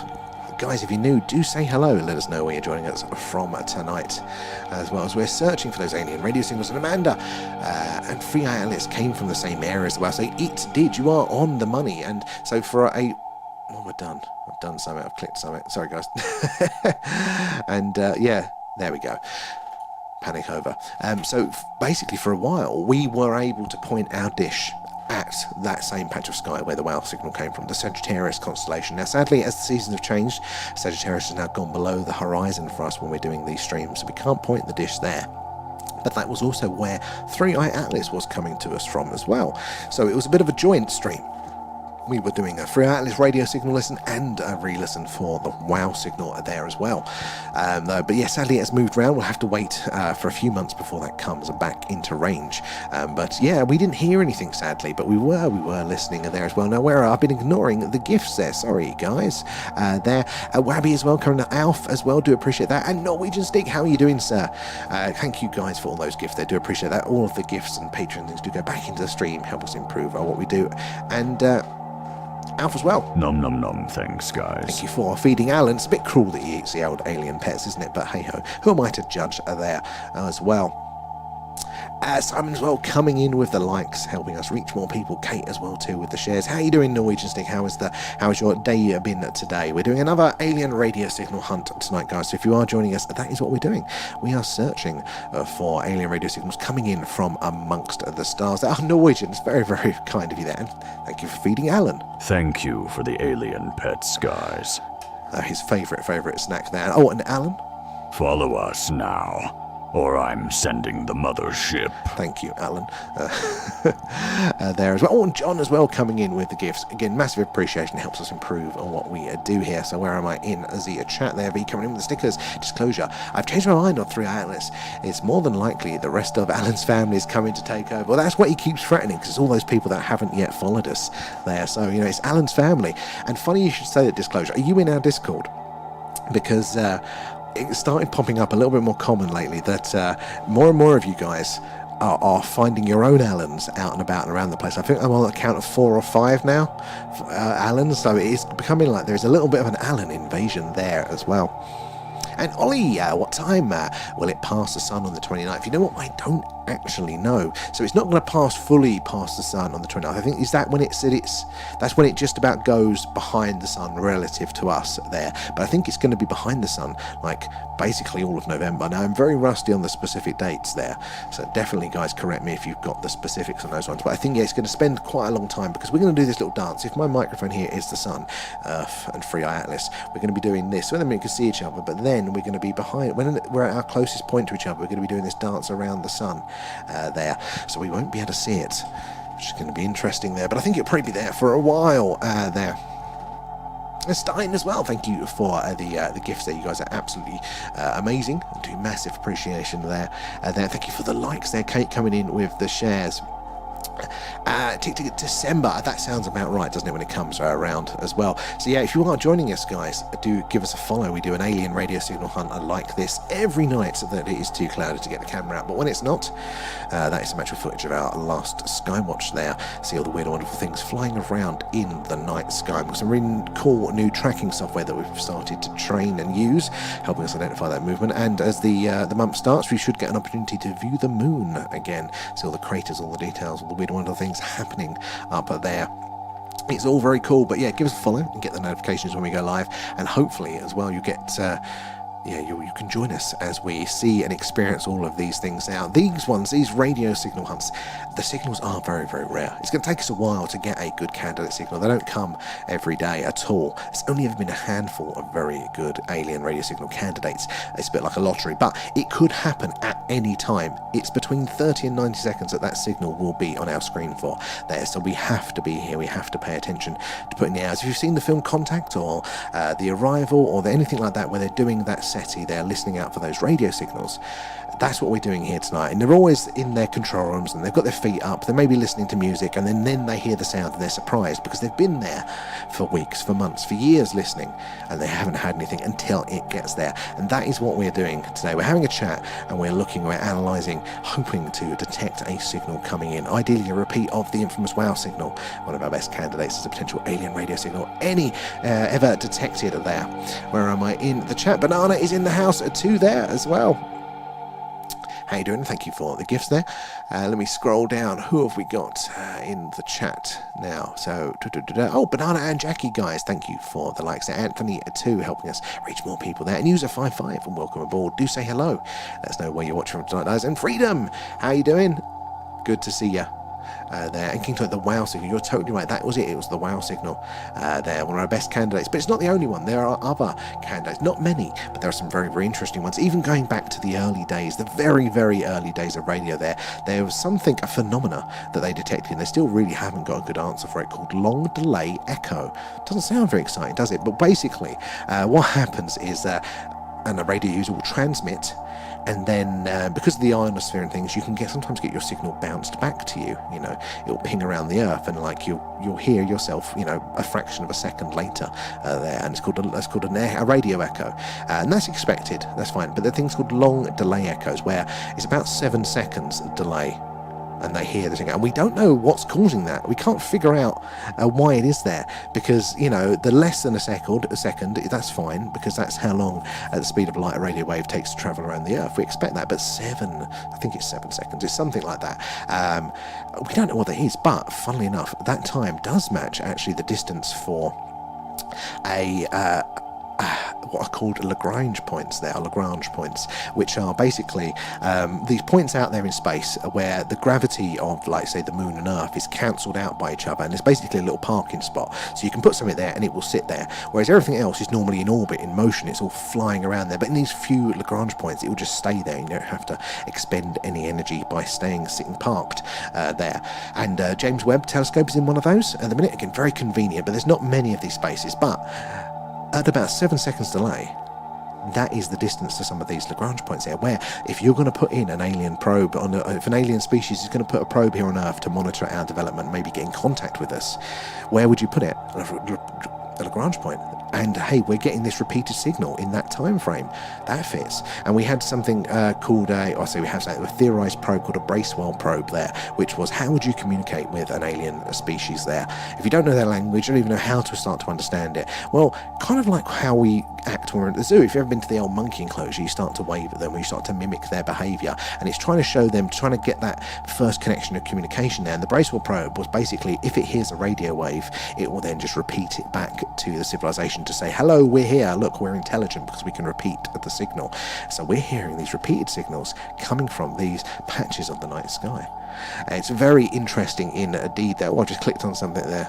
I think I waved at Scott there by mistake, but hello, Scott. Right, let me scroll back up here to find out where I was last in the chat, so I don't miss anybody there. Did that one as well there. And Freedom, good evening there. And John Wagner, welcome aboard. Where are you joining us from tonight, John, there? And Kid at the Wow Toy, yep. And is it true that NASA planetary defense has been activated? It's a bit worrying. I mean, it sounds scary, doesn't it? So what I understand of it is that, and we don't technically have a planetary defense. I'm sure there's an office with 2 people somewhere that don't really do much half the time. But what we do have is various organisations that use existing telescopes that are out there, the data that is being collected, and they go through the results and go, oh, look, there's an object there. Oh, there's an object there. Oh, they're in dangerous courses. Oh, that's a big one, and it's on a dangerous course. And basically they just kind of go, these are all the risky ones that we can see flying around. They kind of keep an eye on them there. And what has happened recently is, 3i Atlas, this wonderful interstellar object that is coming in, being very, very interesting. It's got this path through our solar system, so it's not of interest. We know reasonably confidently where it is going to be travelling through our solar system. But all of a sudden, this body here, that looks after what is going on up there in space. What should we be keeping an eye on? What could be dangerous? All of a sudden, very recently, not the whole time this thing has been coming towards us, no.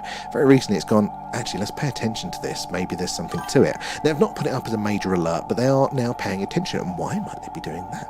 So that is a bit interesting that is happening there as well. And we're just saying, how far out are the first radio signals from Earth? Good question. So, I mean, when was it? I know it was like the early 1900s, wasn't it? I want to say 110 years or so ago. I vaguely remember somebody badgering on about the first 100 years of radio recently-ish. So what are we?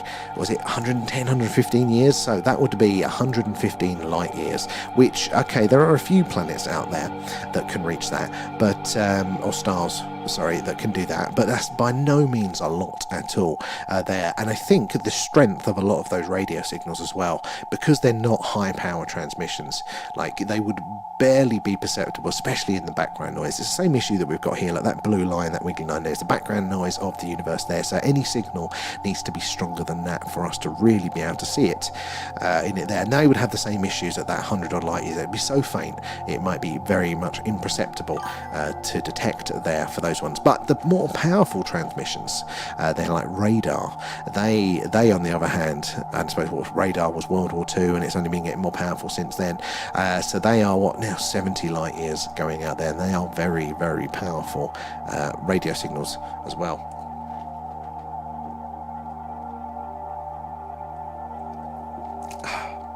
Excuse me there. Can the stars send signals? Good question. So technically, yeah, they can emit radio frequency. Space is very noisy. Nature is very noisy in the radio, but it's also very inefficient and messy.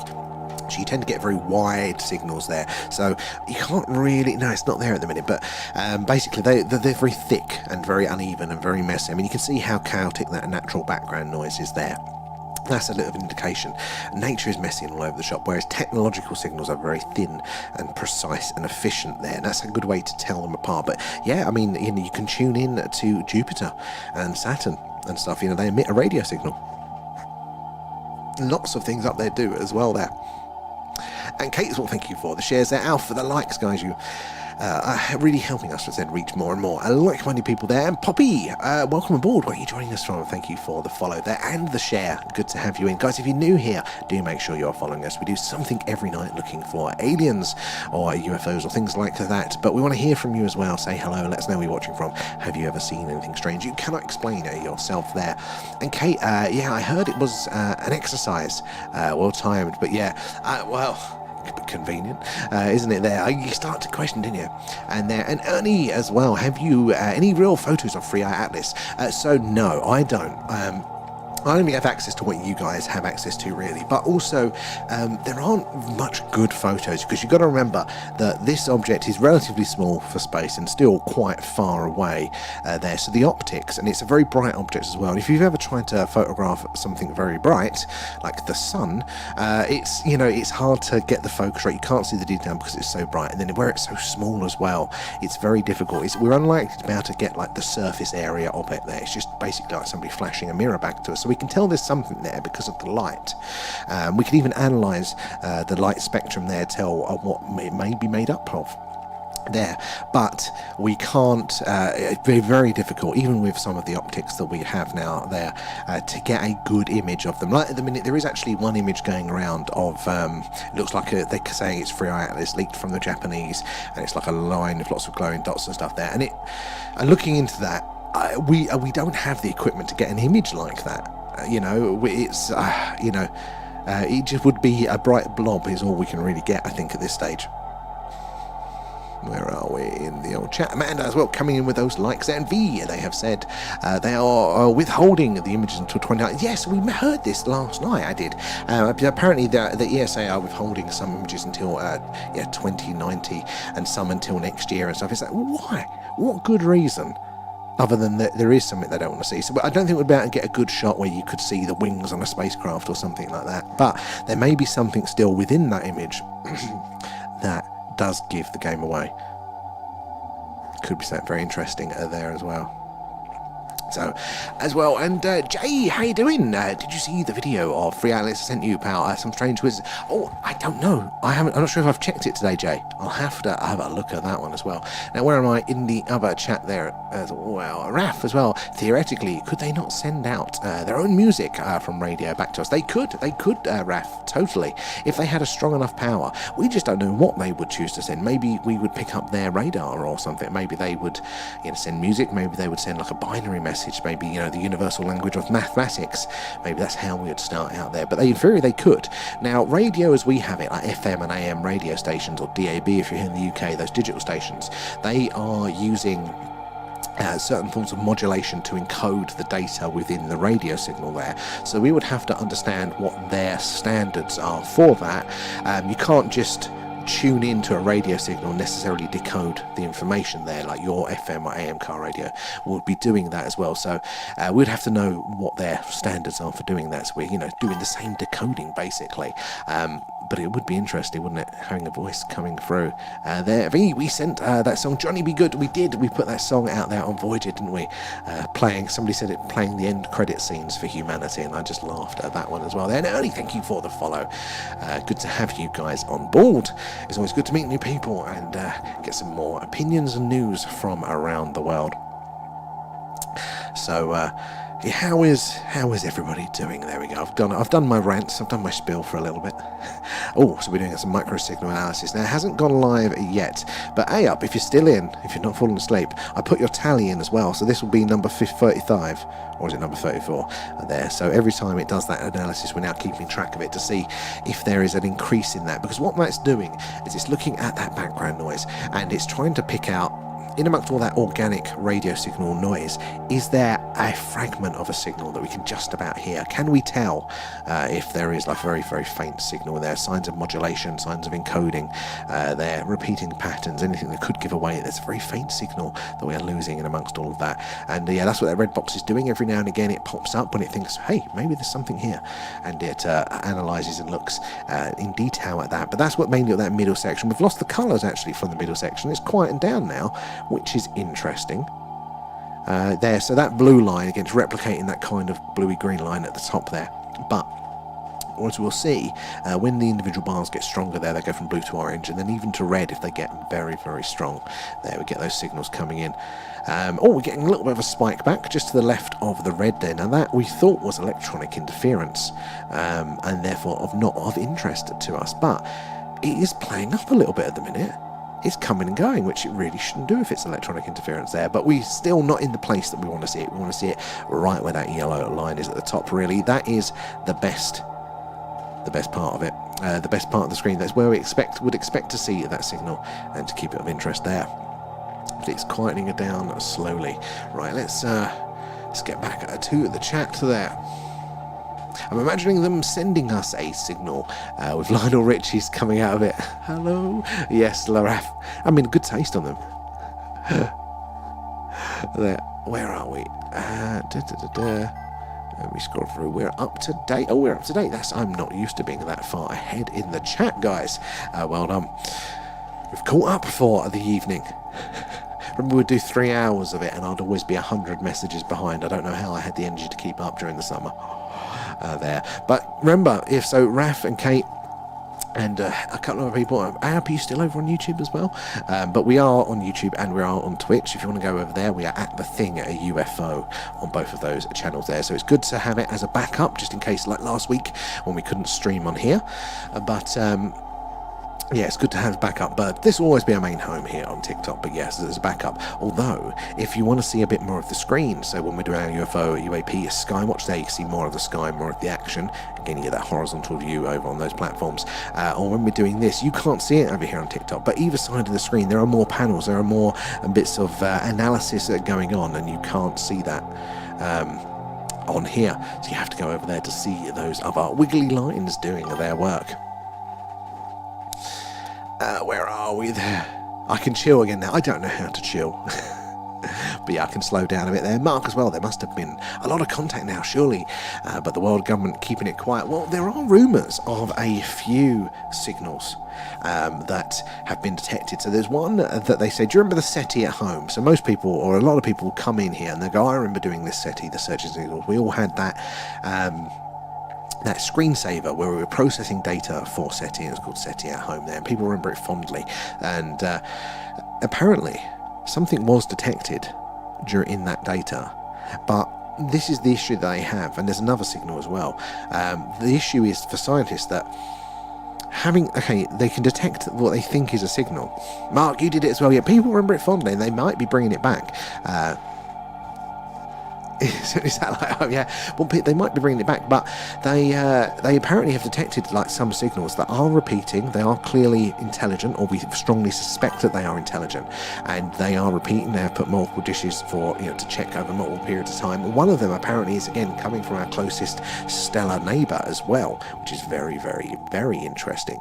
But that's it. That's all the data they can get without physically jumping in a spaceship to go there, which we haven't got the technology to do. That is all the information they've got. It's some sort of signal. And I heard a conversation from a scientist once that was basically, if we announce that we have this signal, then like what do we do with that? Like the press will immediately ask, are they a threat? How many fingers do these aliens have? What does the message say? And the SETI groups just cannot answer those things, and they don't want the effort, and they don't want the media turning on them when they don't have the answers for that. So apparently they keep it quiet. And it came out recently as well that it's actually SETI policy to keep it quiet, basically, which is, I thought, was a bit disappointing there as well, but I kind of understand what they're saying. Shepsy as well, good night there. You've actually done quite well, 10:30. You're going to be tired tomorrow there. But thank you for joining us there. Thank you for tapping away. It's those taps, those likes, guys, and those shares that help us reach more and more like-minded people there like yourselves, building up our little skywatcher community, but getting more minds together so we can all piece this puzzle together there. Raf did the SETI at home too. Many people remember it fondly, and apparently they are looking to bring it back in app form. Don't know how long it'll take with that one. Documentary Age of Disclosure V is coming out in November 2025. We've been waiting a very long time for that, and I don't think there's going to be anything new for us in there. I think most of us probably heard a lot of what they've got to say in it, but I think a documentary like that is going to be absolutely phenomenal for just everybody else, to get everybody else up to speed, to say, look, here are these people, professional, credible people, saying quite literally, aliens, alien craft, alien body, whatever it is, there, to kind of that last little bit of skepticism. I think that can just get the eyes in the public. I mean, I'm still desperate to see it, and we'll have to do that, I think, for one of our movie club specials, the Age of Disclosure, watching that together. We've been waiting for it for so long there. 21st on Amazon Video. Oh, brilliant. And in selected theatres. I'm tempted to go to the theatre for that one. But I think we'll do another movie club for that one, guys. So, speaking of which, remember, if you're not already in our Discord, link in bio for that. We've got a really awesome community over there. And it's not just updates and things. No, we've got our personal experiences section where you guys are sharing your first-hand accounts, images and videos of the phenomena. Interesting things where if we talk about podcasts or like this Age of Disclosure, we can put the links in that channel. We can all brush up there. But again, our alien movie club. So normally we vote on an alien-themed film once a month, and we'll watch it separately, but at the same time together and chat along with it. So it's going to be Signs this Thursday at 10 p.m. UK time. If you want to join us for that one, it's normally pretty funny, but we're going to have to put the Age of Disclosure on that list, aren't we? Doing maybe 2 that month. I'm going to do the to see that one together, I think. There, Mark, do you follow Daniel Knightley on TikTok? I think I do, but I promise I don't actually just scroll on TikTok because it's too addictive. If I do that, if I go into the For You page, I am done for about 4 hours. Like, I am hooked into there. So I make a note, I don't go on the For You page. So I only really see specific things that you guys send me. YouTube, on the other hand, always down there.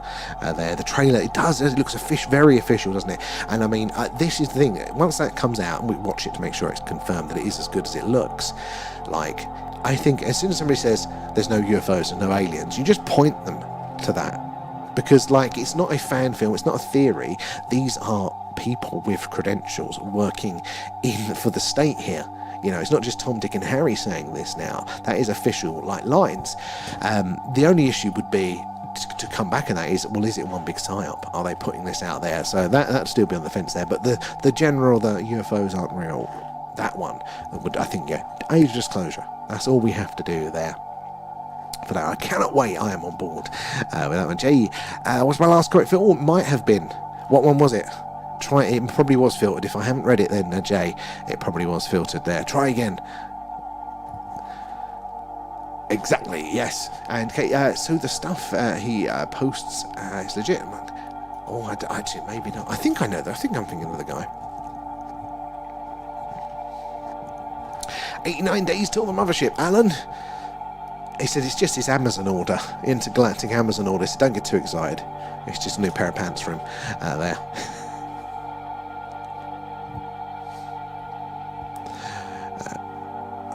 There we go. Oh, I can't believe we are up to a date. I kind of want to show it to you guys. Excuse me.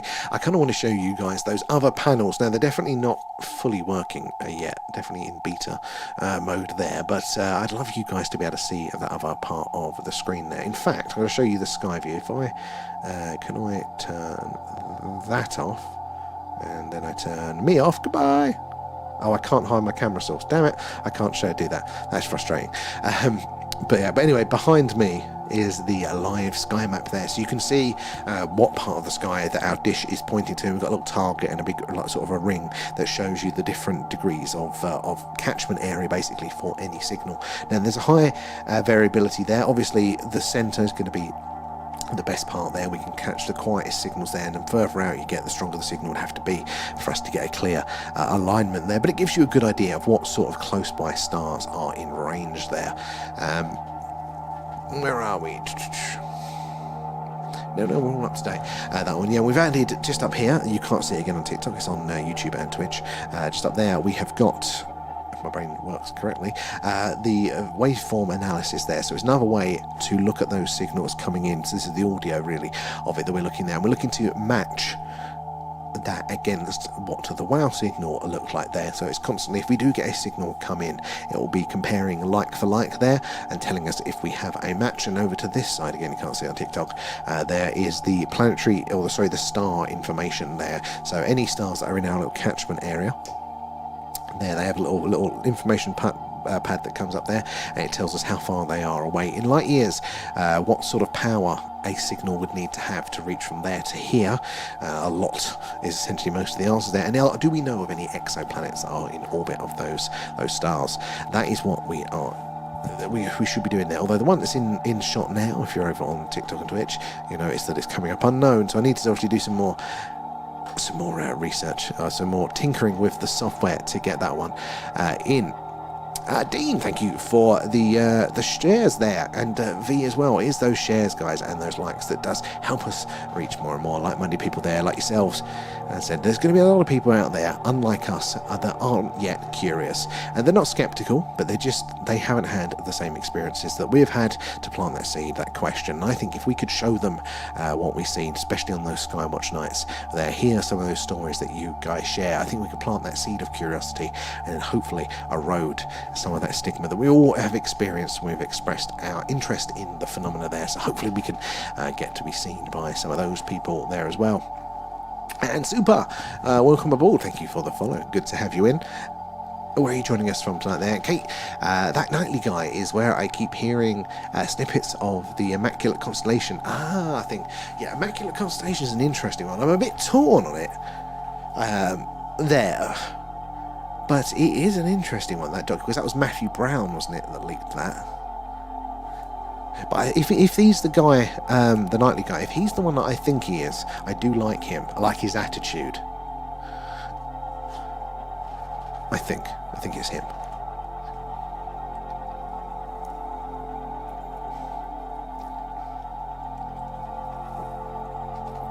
Excuse me. Right. Let me just press a couple of buttons over here. Where are you hiding? Ooh. No, wrong one. That's weird. Let's go back to here. Right. Ooh, Mark as well, thank you for the likes there. Right, let me get back onto the chat. Where are we there? Yep, it's been filtered. Oh no, it was about Atlas. I don't know why they're filtered. There's some people it doesn't tell us. That is frustrating there, Jay. How can I probably have to come through in a message, but I can't load it up at the minute. Frustrating. Kate as well, coming in with the shares and helping us reach more and more like-minded people there. So we're going to be doing or continuing our alien radio signal hunt tonight. It is cloudy again, so yeah, we cannot get the camera out to do a live UAP Skywatch, sadly. But we can still sit here, just like in those films, if you've seen Contact, sit here, wait, hoping to hear the signal coming in. Probably too over the mark. I mean, some of the things it does like filter out, Jay. You go, why are you even filtering them out? I mean, some we can imagine why they do, but yeah, it's there. Oh, you sorry, Mark. So why wouldn't I not be seeing it? Let me scroll up. Didn't miss it. No, all I've got is those ones, sadly. That's weird. Oh, we'll have to catch up with it after. Oh, we're getting a little bit of high signal there. It's going orange. It's coming in. Interesting. So yeah, we're doing our alien radio signal hunt again. Hopefully we're going to catch something. So just like in the film Contact there, just be waiting around and then all of a sudden, boom, our dish will align over a planet. Oh, did you see the video? Oh, I saw that one. Yeah, no, I saw that one a while ago. That one. So I probably did. If you've sent it to me, I've seen it. But I can't remember specifically which one it is now. I've got a memory like a sieve, especially with Free Atlas. There's so many things that are coming up now. I'm struggling to remember. What one was it, Jay? What's the gist of it? And I'm sure it'll jog the old memory there. The stars last night was so bright here. We could see them when touching the eye. Yeah, again, they were lovely last night, but after the skies cleared, well after our stream, which was very, very frustrating there. Oh, thank you, V. See that one? Yeah, I thought I saw that one. So yeah, sadly we've not had a chance to do a good skywatcher recently, but I'm sure that will change. The weather always does, turns on a dime, doesn't it? And then we'll get a week of solid, awesome skywatches. So I'm looking forward to getting the tracking software back out and seeing how that performs. And now I might need some more tweaks, but hopefully it's going to be good as well. We're going to improve the little quality here, because you can see the words are a little bit blurry. I don't know why that is yet, but I've ordered a gadget that should improve that, hopefully. Yeah, so fingers crossed we should improve all of these things there. Okay, it's after midnight, and I'd settled hubs down after this episode. Oh, yeah, it's so frustrating with the old skywatches lately, isn't it? Every night. I mean, when is the next night that we are due to have a reasonable weather? Let's have a look.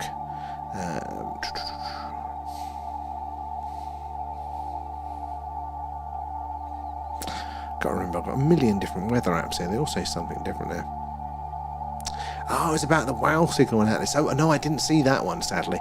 I know there has been, obviously, it came from the same patch of sky.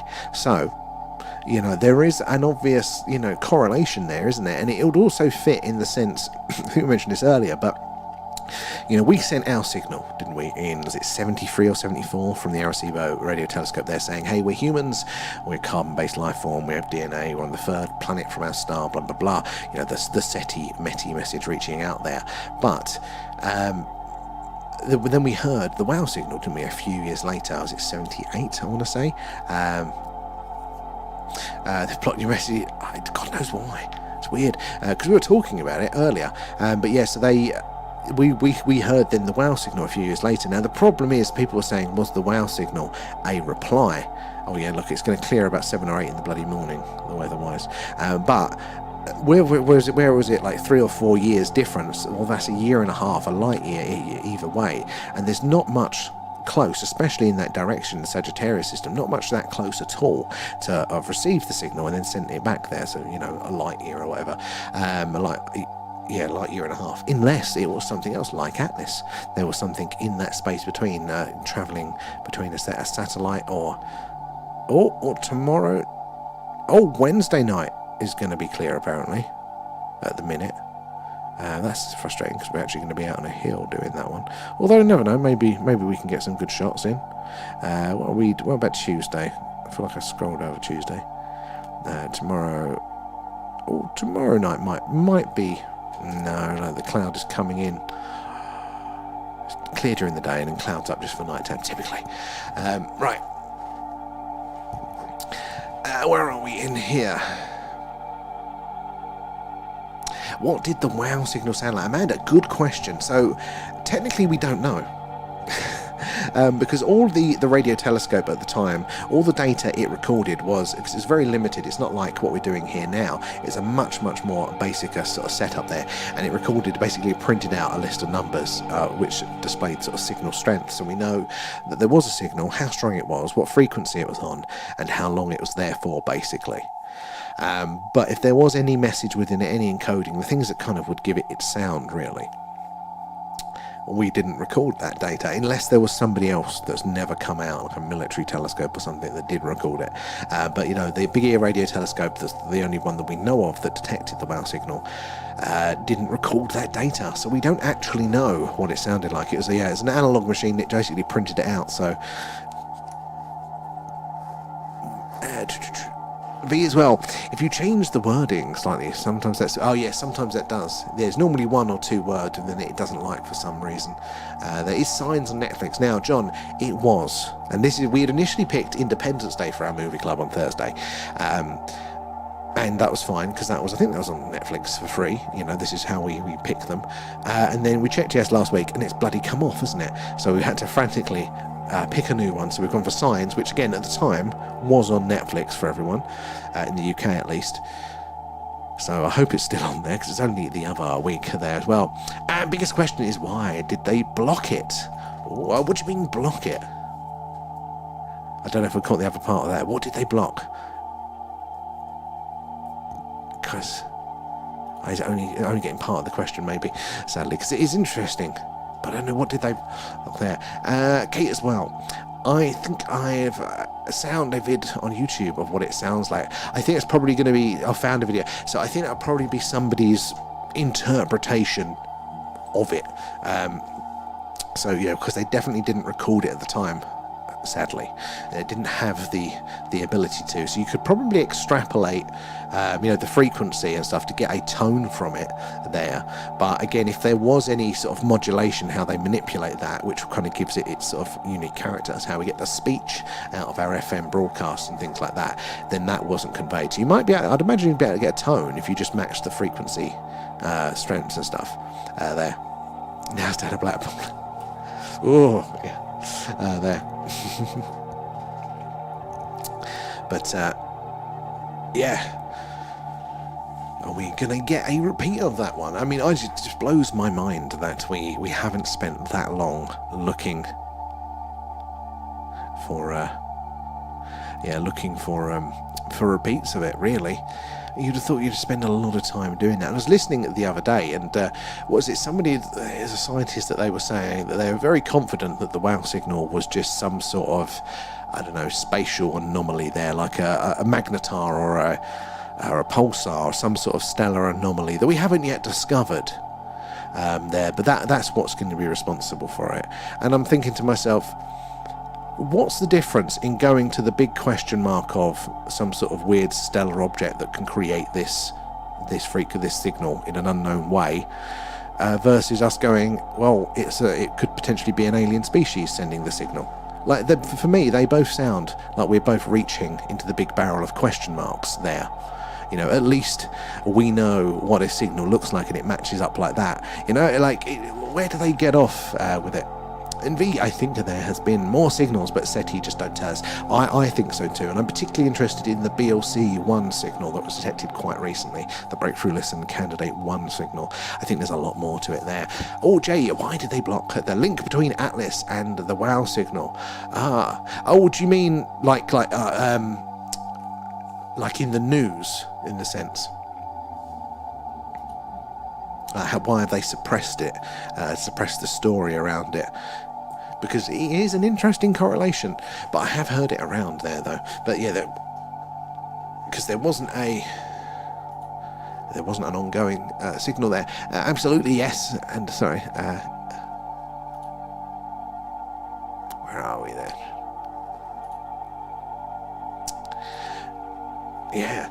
So, Mick as well, welcome aboard. So guys, you are joining us. We are searching for potential alien radio signals coming in from amongst the skies, searching on a frequency called the hydrogen line, the infamous WOW signals detected right where that yellow line is at the top there.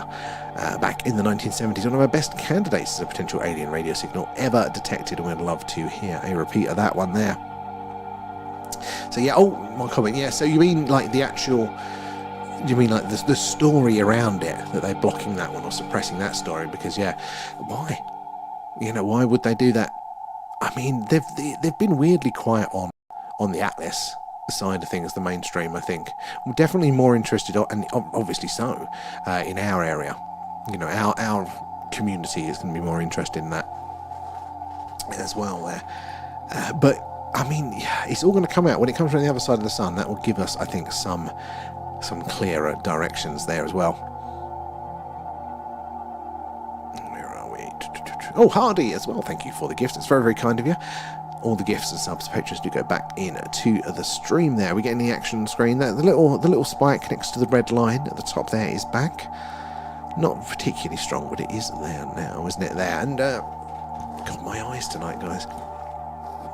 Maddie, has China's space agency posted anything regarding the images? So, not as far as I know there. That's a good question. So there are more people than just NASA with eyes in the skies.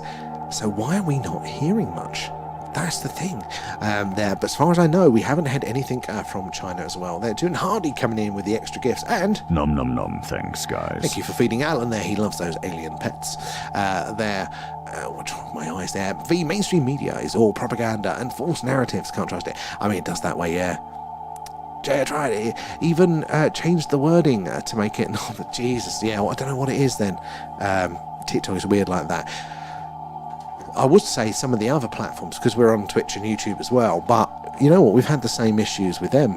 There seems to be different things that set off the filters, but we've had it with them as well. I'll have to try it in the direct message, and I'll try and check in a second. There.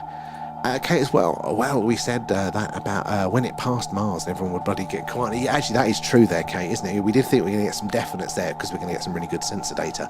I mean, it'll put a lot of it to bed, won't it, if it comes out and it is on the expected trajectory there. But it will never answer it fully. You know, I mean, just because it's maintained this passive course, if it has, doesn't write it off for being a ship or a craft or anything like that at all. I mean, I got this feeling, though, that it's not going to do anything dramatic and we're going to be left in the same position like we were post-Oumuamua. There were some characteristics there which were very anomalous, but the scientific community were just not interested in pursuing it anymore there. And Leanne. Thank you for the alien pets, guys. Giving Alan his feed there before bed. Right, where are we there? Read how it all went quiet, and is it true the US has activated the planetary defense system? So, yes and no, but it's not like a big red button. You know, there isn't really a system in place. We are pretty much bollocked if anything wants to come and hit us there. We're so underprepared for that. But what they do have is organisations of people that monitor what is going up there, going on around up in space. And they kind of track those objects, and they're good at it, but they're also not very good at it. There's been quite a lot of nearby and near misses and stuff there. So what they're saying now is that although Atlas hasn't been on their list this whole time, now it's on their monitoring list, which is a little bit suspect there. And Jay coming in with a gift. That's very kind of you there, matey. Where are we in the chat? And Jay again. I think the video I sent you will explain. I'll check that one out after the stream then, Jay. That sounds pretty awesome. And then maybe for next time I can actually have some informed commentary on it there. Sorry about that one, Jay. You never know with this bloody platform of why it filters out what it bloody does there. And thank you for those gifts. That's very kind of you there, sir. The Reckoning, a weird drone just flew by my house with a parachute attached. So I just posted it. Reckoning, if you could tag us in it, then I could have a look. That could be very interesting there as well. And Matty, I always wondered what they would do if something massive was to hit Earth. Well, if we've got long enough notice, there is stuff that we can just about do now. So recently we had something called the DART mission, and that was, it took many years to get this object. We picked an asteroid out there in the asteroid belt or nearby. And we flew basically a satellite into it and a probe into it, and the idea was, will that impact knock it enough to then change its course slightly, which means if we have enough advance notice of something on a trajectory towards us, could we, given enough notice, enough distance away, could we subtly change that course and then it won't hit us? And that mission went, and it was more successful. We have more effect in that way than we thought before, but there are so many areas that we're just not very good. We need a lot of notice, basically.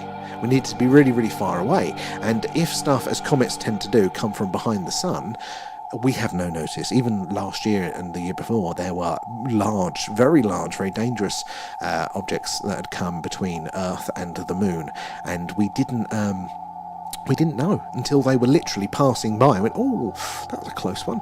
So we haven't got a good thing, let alone a good response to a lot of these things. And a lot of asteroids and stuff like that aren't necessarily solid lumps of rock or iron. Some are, but a lot of them are just basically bags of gravel. They're just like very loosely connected together. So the idea is if you blow that up, it just goes and stays together. There's nothing to crack, nothing to blow up there. It just dislodges it a little bit there.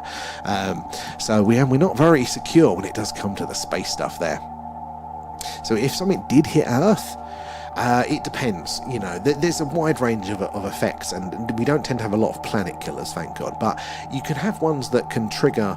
I mean, if something impacts enough, kicks up enough dust and crap into the atmosphere, and it's quite a low bar to do that, then you can freeze the Earth, because the sunlight doesn't come in, crops don't grow there, everything cools down, mass planetary die-offs. It's very easy to trigger a really serious problem for us there. And Mark as well, I wouldn't be surprised if the US does have a space defense system to set up. I mean, partly I'm like, I wouldn't be surprised with their secrecy, like nothing puts past that, but then I also think that they're never that far thinking as well. And then Reckoning, welcome all, thank you for the follow there as well. Send Bruce Willis up, exactly. Jay, it's strange how I mentioned what's in it, and it gets blocked. So what's in it? Interesting there. Yeah, so maybe that is it. I'm excited to actually see what the video now there, Jay, because it's all going to make sense then. Where are we there? And Gull as well, what do you think of the new moon landing next year? So, I mean, I still lean to the side of the original moon landings happened. Now, it's not necessarily a scientific point of view, it's more an emotional one. I just want it to be true there. I mean, there are indicators there that it probably has happened. There is, there's those orbiter images of the ground. You can see the equipment still down there. That's a bit of a tick in that camp. But then there are also some very interesting questions to ask, isn't there, about the whole moon landing conspiracy stuff previously. And there are some questions for NASA to answer there. But yeah, about the new one, I mean, anything that gets the public's eye on space and pulls their finger out, I think is a good thing. There generally, whether they'll do it, whether there'll be delays, I mean, they're probably good damn will be knowing that lot as well there. So yeah, they're going to be doing an orbit at the moon first, and then they're going to be doing a landing, and they plan to, if they don't decide to cut the budget and stuff there. I need to put the video, I'll tag it or I'll repost it when I check out there. We'll put it, repost it on this, and then all you guys can see that one too. Excuse me. Come on, I shouldn't be drinking Coke while I do this stream though. It's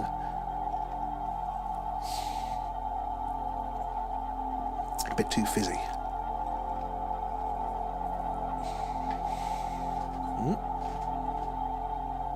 Macro signal analysis. Oh, V, you'll be pleased. I've got a new alert button.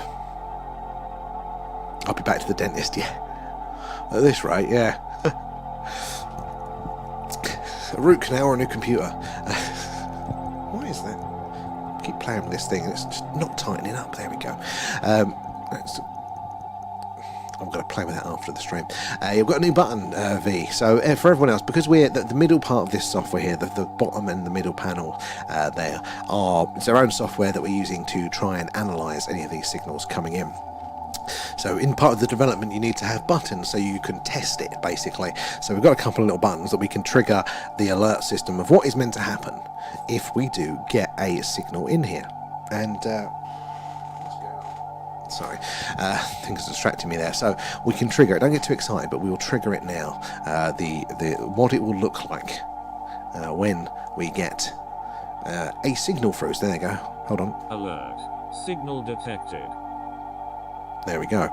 That's what it looks like if you get a signal. But now you guys over on TikTok aren't going to be able to appreciate this. I mean, it'll come up for you, but this is part of the waveform analysis to the left there. So if any signal that comes in and matches like the actual structure, oh, is that going to go?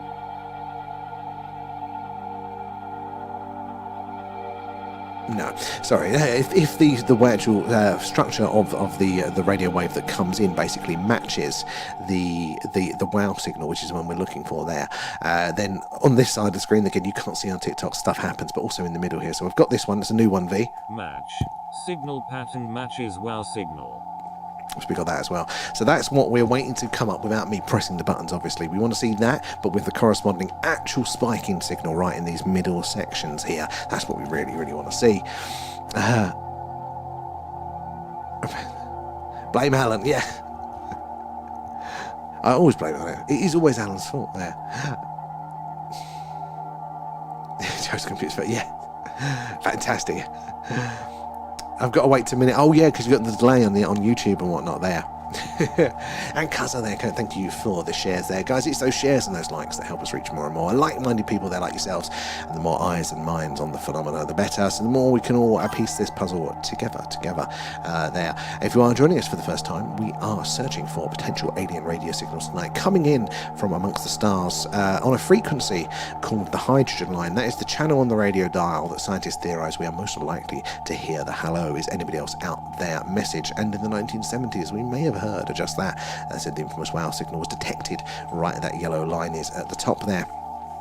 One of our best candidates as a potential alien radio signal ever detected, and we want to really hear a repeat of that. There, it's a really interesting signal. All of the hallmarks of a non-organic signal, not from this Earth. There. So if you are joining us for the first time on our little quest here, we do this every night that it is too cloudy to get the old camera out. When it's not, though, here's some footage. We do a UFO, UAP, a skywatch there, see the skies live over Wiltshire here in the UK, right in the heart of crop circle country, and we look for the strange and anomalous flying around the night sky, and we tend to see it. But the early part of the month is coming up soon there, and we should get another nice full moon. There go some craters and details there that we tend to watch. We see all the strange things going on the moon. If you're following us, you'll hopefully get notified when we go live there. And Kaza as well has just followed us. Thank you. Where are you joining us from there? 3D over on Twitch, hello there. Are you running a SETI at home? No, SETI at home sadly doesn't exist anymore. They're talking about bringing it back, but this is all of our own equipment. We've got a very large dish and all the other gubbins and radio receivers and things in between, plus some proprietary systems there. It's finding Dyson spheres. I would be lucky. No, but we are looking for large anomalous signals, ideally techno signatures not coming from this Earth there. And WOW was a microwave. No, WOW probably wasn't a microwave there. It wasn't on the right frequency band for that sort of electronic interference there, sadly. And also the radio telescope that detected it wasn't like it's the Parkes radio. I think it's Parkes. They had an interesting signal which actually turned out to be an actual microwave there. Somebody microwaving a burger and their lunch set that big signal off, and they wondered, what is it, and it took a while to figure it out. So close, but the WOW signal wasn't. The WOW signal is still an interesting candidate as a potential radio signal, alien radio signal there. It's really awesome. And that's what we want to see a repeat at the end. But where are you, 3D Primo? Where are you joining us from tonight there? Let me get back over to the other chat. East Midlands accent. Have you seen anything strange in the skies yourself there? V, has Alan got his Halloween costume yet? Oh, V, you know what? It's going to be a last-minute dash on the day that I'm going to be trying to do that, I tell you. I keep meaning to there. Faze, how are you doing, Faze? It has been a while. How's life treating you? Hopefully well. Good to see you in here. Agent X in Antarctica? What have you got your disguise on? So guys, we are cross-streaming now across multiple platforms. So we are on TikTok, obviously, for most of you guys, Twitch and YouTube. On all of those platforms, we are at The Thing UFO.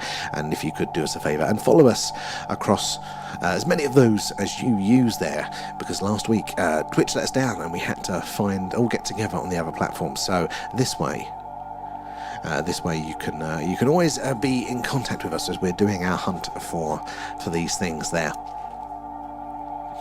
And also you get the horizontal view on the other ones as well. You get to see a little bit more of the screen, which is really good for the Skywatch. You see more of the sky and all the weird wonderful things flying around. But for this, the Radio SETI, you actually get to see more analysis, more wiggly lines and signals and things there. So it's definitely worth doing it there. Oh, some micro signal analysis going on. Let's keep an eye, see if that comes up with anything there. In fact, he's still alive, yes. Well, sometimes all we can ask for, but good to see you there, dressing me in a way. V, as you were saying that, I was just thinking that, and then that brought back some hideous childhood memories of poor costumes, because, everybody was poor in the 90s, wasn't they? Where are we? Old school style, yeah.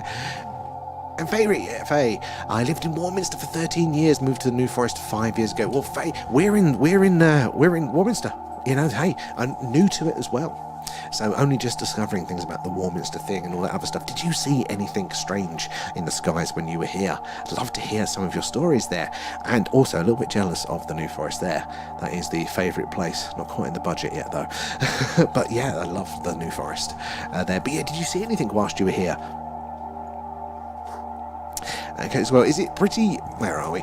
It is pretty nifty looking on the YouTube and Twitch. It is a bit of a different environment. I mean, what I was planning on doing is doing the first couple of hours TikTok where it's busier basically, and then quieting it down the later part of the evening to an hour for the cool kids over on YouTube and Twitch and things like that. But to be honest, it's quieting down enough at the minute over on TikTok, so we don't have to do that. But yeah, it is, I think looking at those other, all the other things that are available, it is worth giving it a try, guys. The chat action is definitely over on TikTok, but do us a favour, at the thing UFO for both Twitch and YouTube are there. My mum used to dress me in a black bin bag with a witch hat and a nose. I mean, I didn't get the nose, but that exactly was one traumatic childhood experience I can recount there. Okay, same V. I used to make my own with a stick. Brooms though. FaZe, when are you going outside again? Well, good question. So, outside in the sense of the live on locations like we did on the hill back in August, there's a bit of a stop that's gone to the proper ones of those, because that's why we've not been on TikTok, is that they did an update and we had to upgrade our computer, which is now here, hence we're back again, but we can't take it up the hill, so we're still figuring that one out. But we are planning on tomorrow doing a live on location, but it will be just a normal phone one, so you'll get to see our faces looking scared, and if the light is bright enough in the sky, you'll see it there. So tomorrow night probably would be the answer to that one. For that one as well. Oh, where are we? In there, and 3D as well. That I wonder, it was so long ago, and now we have so much more sensors, but nothing. Firewalled off or something. I mean, it's a good question. 720 is a bit blurry. So you're right there. We've got all the other gubbins right, but one of the connections in this update is lowering the quality there, so you're totally right. But I have ordered something that should solve that problem there, 3D, hopefully, because when it's not so bad when it's this, but when it's the old God, my brain's gone dead now. When it's the old skywatch where you really want to see the detail of the sky and the things moving there, it is a little bit of a pain, so I totally agree with you there. But that should be solved in a few days, maybe by the end of the week there. But yeah, you're right. Why are we not seeing something? We've got so many more sensors now. But I think the reality is that we've got a lot of sensors, but we're still not covering a lot of the area. We have such a bad idea of what is going on in our immediate space there with things like asteroids, let alone probes or other radio signals or anything like that. It's just we're not looking really enough out there. But there is rumours that we have had other signals, but they are being kept quiet. Now, obviously, we don't know. Are they real or are they just rumours there? But I think there might be something to them there. But hey, we've got to put in the hours to listen here. But I said we do a live UFO as Skywatch. Let me press the button there. There's some footage of what that looks like. There we see all the stars, all the weird and wonderful things flying around in the night sky here in Wiltshire. There, so it's definitely worth seeing those ones as well. Soldier as well, have you ever seen a skinny shadow? Good question. So I haven't, no. But could you tell me more? Have you seen something like that? I've heard like shadow figures and things like that, but I haven't seen one myself. There, just ordered my 2 new outfits. You're like Mr. Ben, the shop there, Agent X. And Kate as well. I had those bloody things just jumping ahead of me there. I had those How in the Dark Witches thinkers from the corner shop. I remember them, yeah, the little Martin's newsagents would always have the little Halloween stand with those plastic little lanterns, the extendable fingers with long nails and vampire's teeth and things like that have come to the Halloween season there. So totally feel you there. Fairy Faye, I don't see anything, but there are some interesting ley lines around the plain and Clay Hill. You're right there, yeah. I mean, I'm just getting into touch with. There are so many standing stones, burial mounds, and things like that around here. It's a very mythical landscape around here. And it's we've seen some things in the sky. Now we're looking, now we're doing this. We are seeing some strange things there. I haven't quite had a craft land in front of me yet, though, as well. And Danielle, wondering what your thoughts on Freak Eye Atlas is. So, again, it's the question for the moment, isn't it? And I think quite rightly so. It is a very, very interesting object, but I don't know, essentially. I mean, I've got the information that you guys have, and it is an interesting object. I don't think it's done anything either way to be convincing either way, but it has recently done some very strange things that might change that opinion as well. And where are we there? Ajax need to know basis. And you so divulged, I'll be coming treason. Love it there. And very thank you for the follow there. So good to have you guys on board there. So if you are not following us already, definitely worth doing it. We do something every night. So it's either this if it's cloudy, or again, we do the UFO, UAP, skywatch if the skies are clear there. Or as the early part of the month will happen, we'll have the moon up and there's some actual footage from our moon hunt. And we see all the craters, all the details, all the weird wonderful things going on up there as well. DGW, or GWAC, is it? Yeah. Welcome aboard as well. Where are you joining us from tonight? Good to have you in. And guys, if you want to take the next step as well, link in bio for our Discord. It's a free place for us all to hang out there and sort of chat. We've got a really cool personal experiences section where a lot of our community are sharing their first-hand accounts with the experiences, images and videos too, leaving that up there too long. Yeah, images and videos too. Why is that a little bit blurry there? Yeah, images and videos too. You can add yours, or you can just read through what our awesome community has already been putting up there. And we're going to be doing our first alien themed, no, it's not our first one, is it? It'll be our second one. So we've got our alien movie club coming up this Thursday night. We're going to be watching Signs separately and chatting along in the Discord together, so you can all join us for those as well. It's going to be a good time there.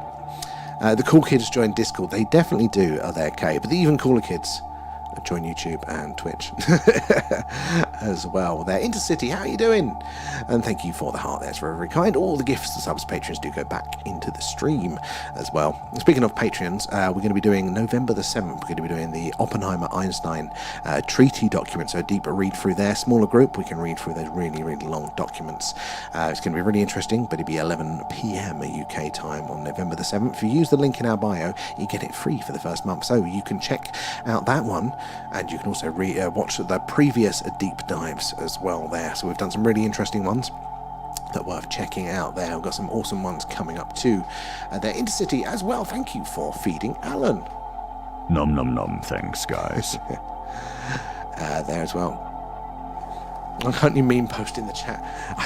That is a shame actually, it'll be quite fun.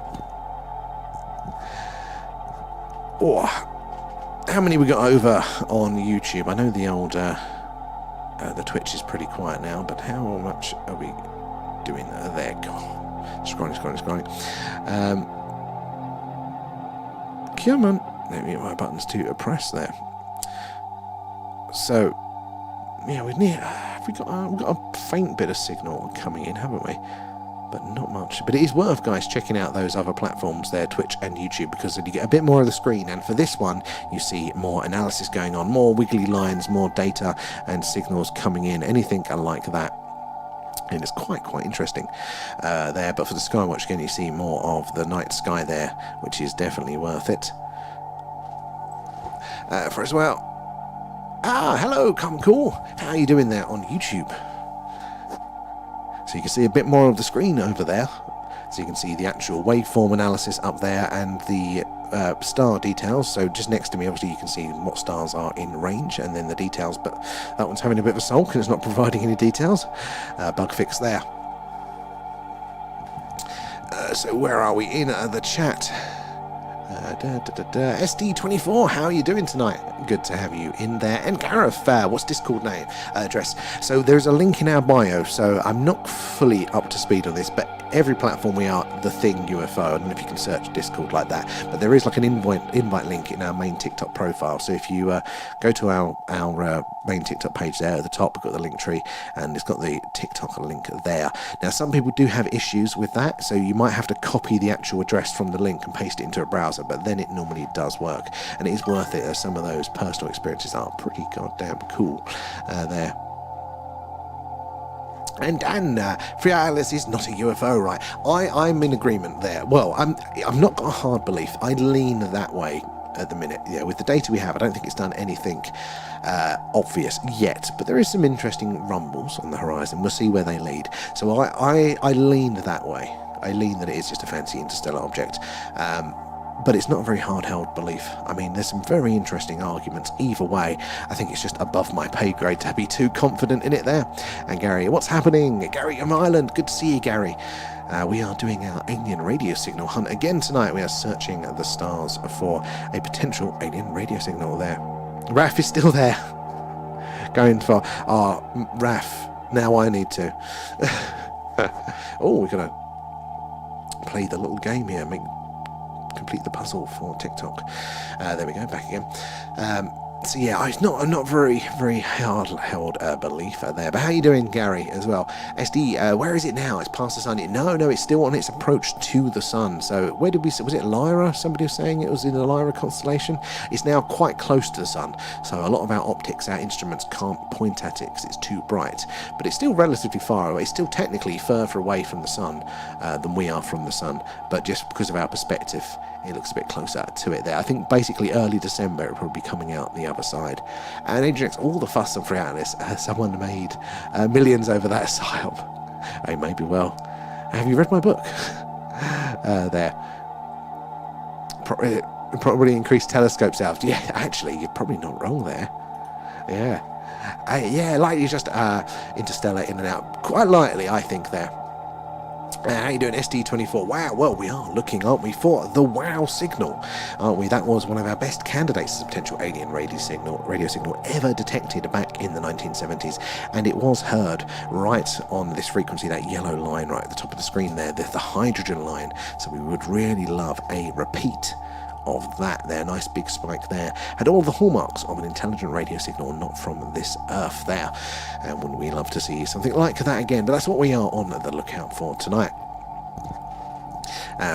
But we don't just do this. As I said, we only do this when it's cloudy. When it's not cloudy, again, the camera comes out. We point to the skies live over Wiltshire, right in the heart of crop circle country, just down the road from Stonehenge, looking for UFOs, UAPs. And we tend to see something in most streams. It's not like this, where we're doing the old radio signal hunt here. This is a long game here. We have to put in the hours because any signal is going to only be on screen between 30 and 90 seconds because the way the Earth is going to rotate, and that will pass over a target star for that very short period of time. So it could happen any time. It's a bit of a lottery. We have to put in the hours and then it will pop up, but it will take a long time after that. But the UFO, UAP skywatchers, we tend to see something strange every night there. There's lots of weird things that satellites, shooting stars, space junk just cannot explain there. Plus, the skies are absolutely stunning there.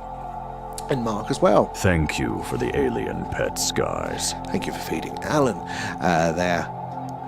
And Dan, what are you connected to? Oh, what do you mean, like all of this? Because this is all connected to our own equipment here. So we've got a very, very large parabolic mesh antenna out in the garden. It's bigger than my arms. Confused the neighbours when we put it in there. But that is up there, and it's tuned to listen to this frequency range around the hydrogen line there. Then it comes in through various amplifiers, various filters, into SDR radio dongle, essentially, then into the computer. And then that's where the top section comes in, those live radio waves coming in. And the bit above and behind me now, that is it's our proprietary software, whereas we are trying to analyse and understand those signals a bit more. So it's all our own stuff, so we're in fully control of the signal train. We don't have to trust or rely on anybody else here.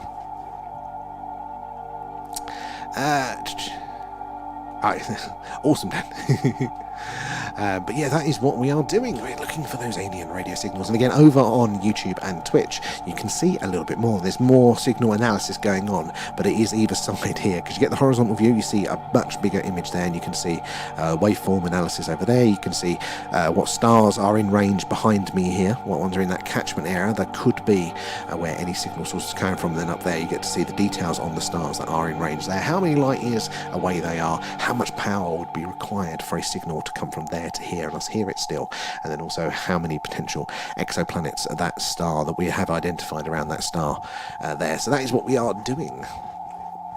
So yeah, it is at the thing, a UFO on both Twitch and YouTube there, and it's also a good little backup home. The action is here on TikTok, always will be, but it's always good to have another one there as well. And 77, you have an AM radio as well. I mean, yeah, I've got one behind me somewhere. I think it's directly behind where my head is. There's one there. But this can tune into the AM bands as well, or the software can. I'd need to plug in a new antennae and take out all the filters and stuff, because it's tuned to maximise our chances of hearing a very, very, very faint signal in this very narrow frequency range here, because this is the one that we are interested in. This is where the scientists theorise we're most likely to hear that message there. So we have all of our equipment looking at that very tight range there, trying to increase our odds there.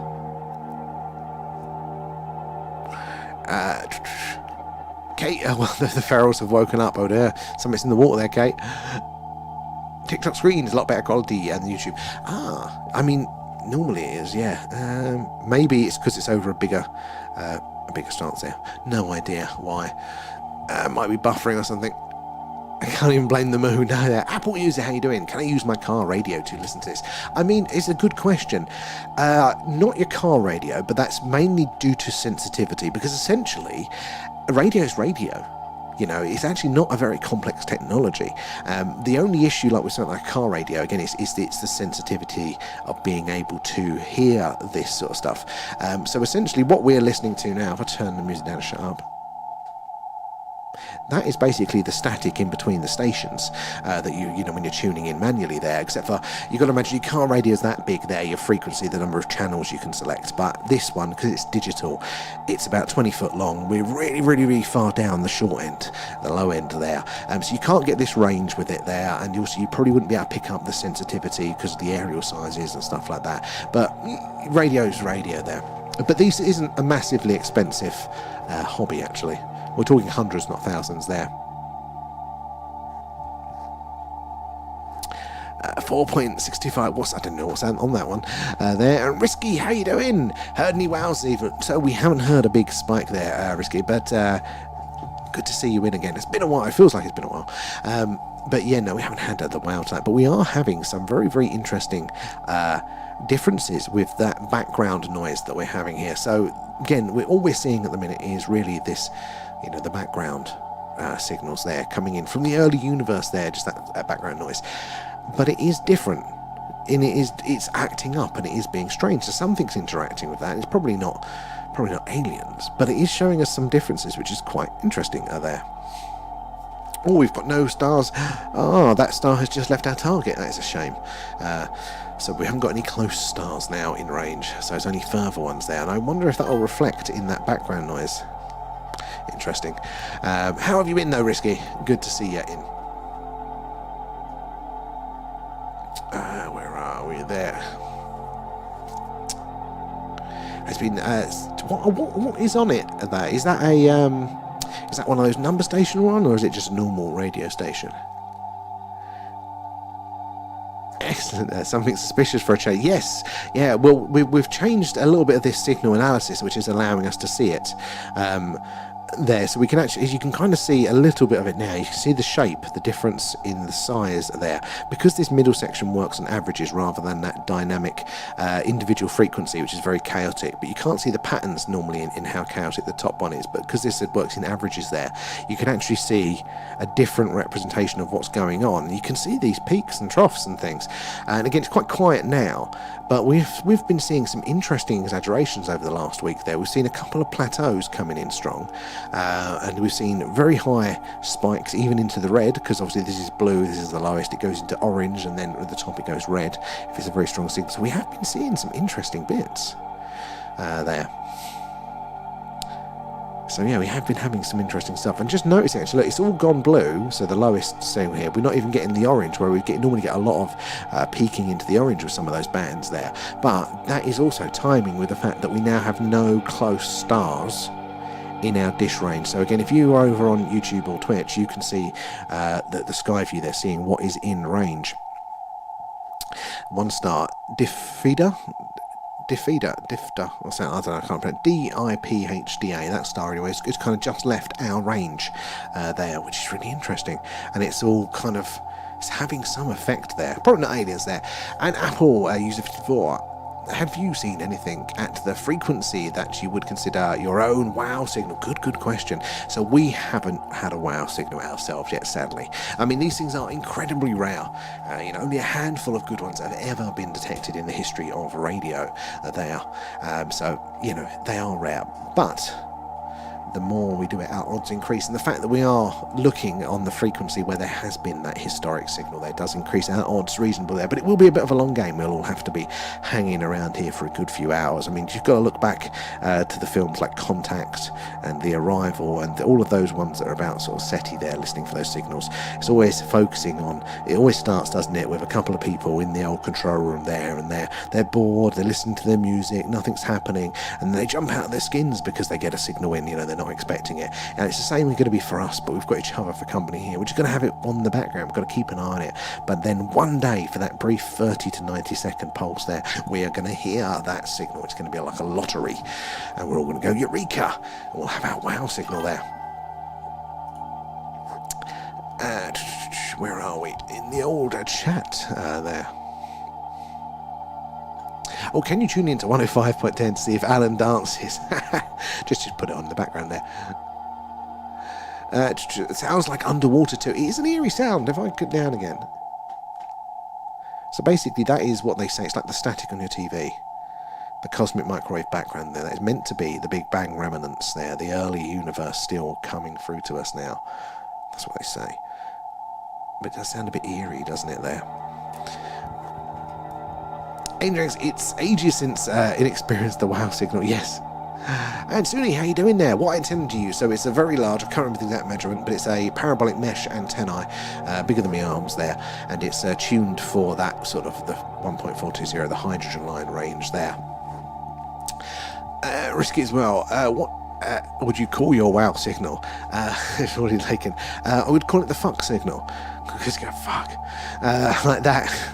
We did post a picture of that in our Discord there, because you know that the wow signal was called the wow signal because on the printout, when the scientist there came to the telescope the next morning, all of the data was printed out there. It wasn't like an audio, it wasn't like how we're doing it now. It was just printing out these reels of just numbers, basically, which represented the signal strength. So they'd collect these reams of paper every day, go home and just read through the data to see if anything jumps out. And this day it did. So we circled it and wrote wow in red and then in an exclamation mark, and that's why it's called the wow signal. But I think if it was me, I'm slightly less polite there, so it'd just be fuck. So that's our signal. It is in the Discord. It should be our like cover image there, I think there. PJ, hello, I've just been trolling an AI space woman. Pete, Leanne showed me something like this. So I said to him to screen record it because she showed me quickly and it looked bloody hilarious, and I want in on that one. I'm going to have a look at that one. I've been telling people that we're going to be doing... on Wednesday, we're going up a hill, aren't we? Well, maybe a hill, maybe not a hill yet. We haven't decided. We're going to be doing something together. Risky as well. You're supposed to be professionals. Yeah, I've never made that claim. I'm as amateur as it comes. A pizza delivery man is going to start coming around. That's how amateur I am. We could do it as a live. Oh, that could be an idea. We need your computer to do it, though. I don't know how it works. Although I have been promising people a trip and on location. I found a location, Pete, that genuinely scares me a little bit. I'm not sure if that would be good for us to try, because it'll be very humbling for me, or it'll be useless because I'll just demand that we leave very quickly. What do you reckon? I have, yeah, but it's complicated how it works. I don't know how I don't know what I need to do with what you're doing there. You'd have to show me. It's a plastic bag factory. Even you're on that one, Pete. You bastard. No, the community have kindly swept all locations for plastic bags for me. Well, that's what they're promising to do there. Do it now. Oh, yeah. Oh, no, I can't press the button, V.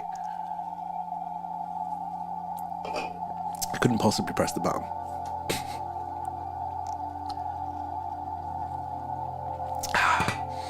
But yeah, Pete, we've either got we could do a skywatch.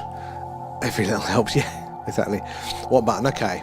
So we have, because this software, the three sections, the two, not the top bit, but the one above me and the one behind me here, this is stuff that we're working on to do the actual analysis part of the signal. So we've got various buttons to test the software so we know all the functionality works.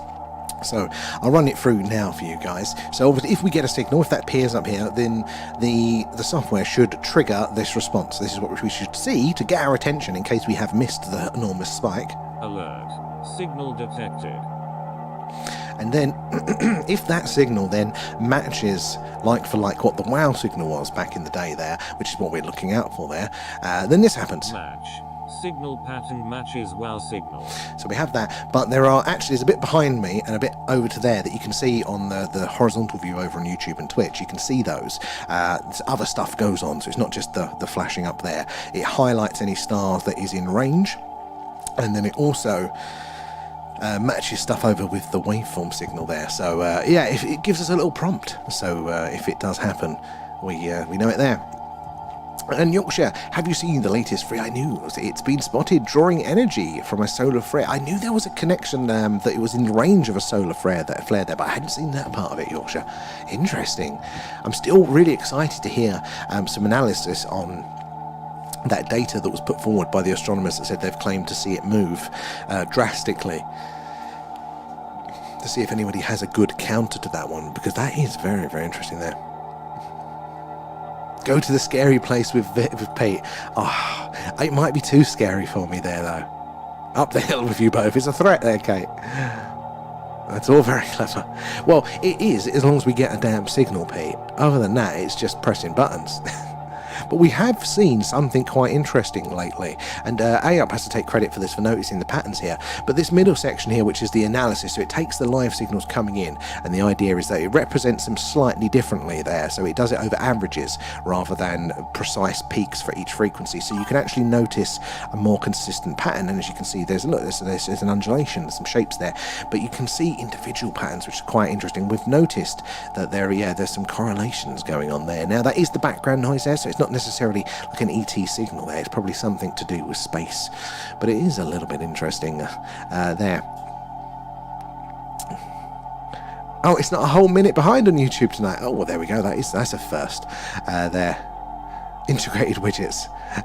What scary place? Well, we won't say it on air until we do it, but it involves buried witches, a number of them, in the middle of the woods. Local as well, but there. Alan's threat, not mine. Yeah, exactly. There. Oh, we got on YouTube. Dave, it's not made of ice and rock. It's made of nickel, which is an alloy.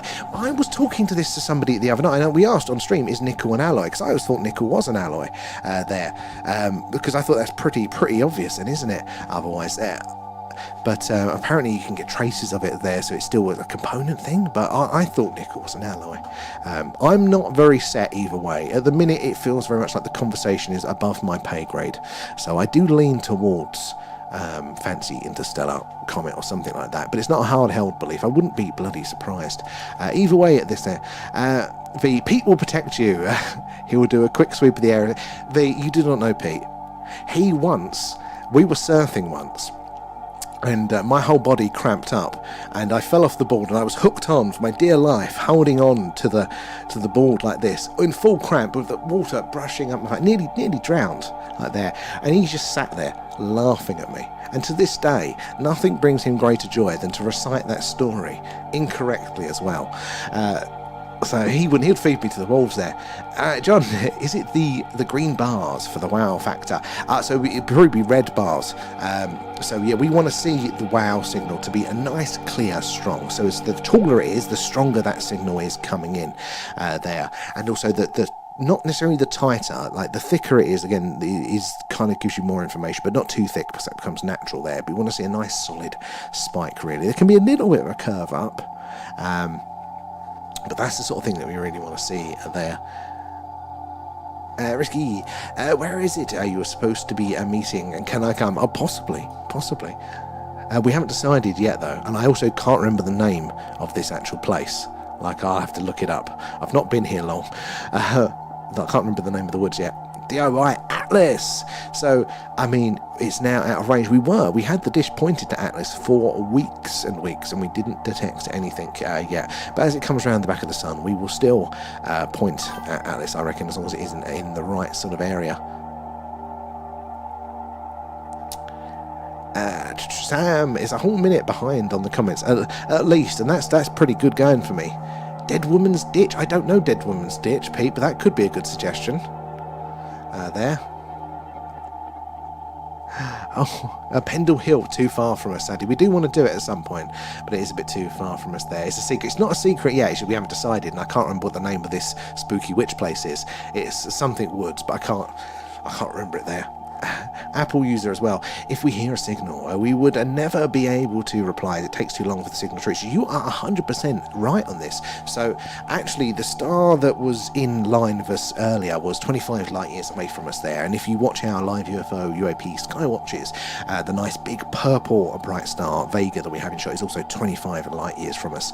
That means that if we want to send a radio signal, if we were to say, get on the radio and go, hello Vega, how are you doing today, it'd take 25 years for that signal to reach them, and then they'd hear it in 25 years time and go, yeah, we're doing all right, 25 years back. So from the time I sent the message to the time receiving it, that would have been 50 years. These distances are so vast, but we don't have to have the two-way conversation. What we need, and all we need, is a clearly technological signal coming not from this earth to 100% say, look, there is life out there. So that is exciting enough for us, but you're totally right about those differences there. Oh my god, it was so pathetic. Honestly, he could have just stood up. So you keep saying that it was shallow water, but it wasn't. It was very, very deep there as well. It was not water up to the ankles. There was no. We were out there. I don't know where you get that from as well. He was once going to buy me a surfboard as well, right? Because I was incredibly poor. So he said, "I'll buy you a surfboard, but on the condition that the underside of the surfboard is painted like a seal to attract sharks to attack me." There. And Gotchan, how are you doing, Gotchan? Can you explain the signal strength as it is higher than normal? So you're good there. Actually, I think the signal is lower than normal, isn't it? Where is signal strength? Oh, what? I can tell you, you're right there. So the signal strength percentage is broken, and I didn't spot that, Gotchan. That's very good. So I was trying to fix some other bugs we had in the system earlier, and it looks like it's totally buggered the signal strength there. So that is an error there, Gotchan. Good spotting for the eagle eyes there. And Roscoe's in their house. How you doing? Over on YouTube as well, Dave, wasn't its trajectory coming from the same direction as the famous radio signal came from years ago? So Dave, you are spot on. Yeah, it came from the same place of where the radio signal that we're listening for, the WOW signal. It's one of their best candidates as a potential radio signal. It came from the same patch of sky, so it's a Sagittarius constellation, and we don't know specifically which star was responsible or area for the WOW signal there, but it is the same patch, and it could be a correlation there, totally. Where are we in here?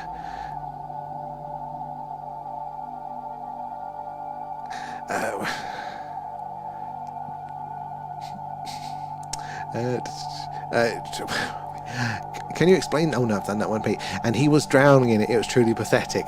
My whole body had cramped up, so I couldn't do much. I was barely hanging onto the surfboard there, but you couldn't stand up in it. It was very deep water there. Reminds me of a movie.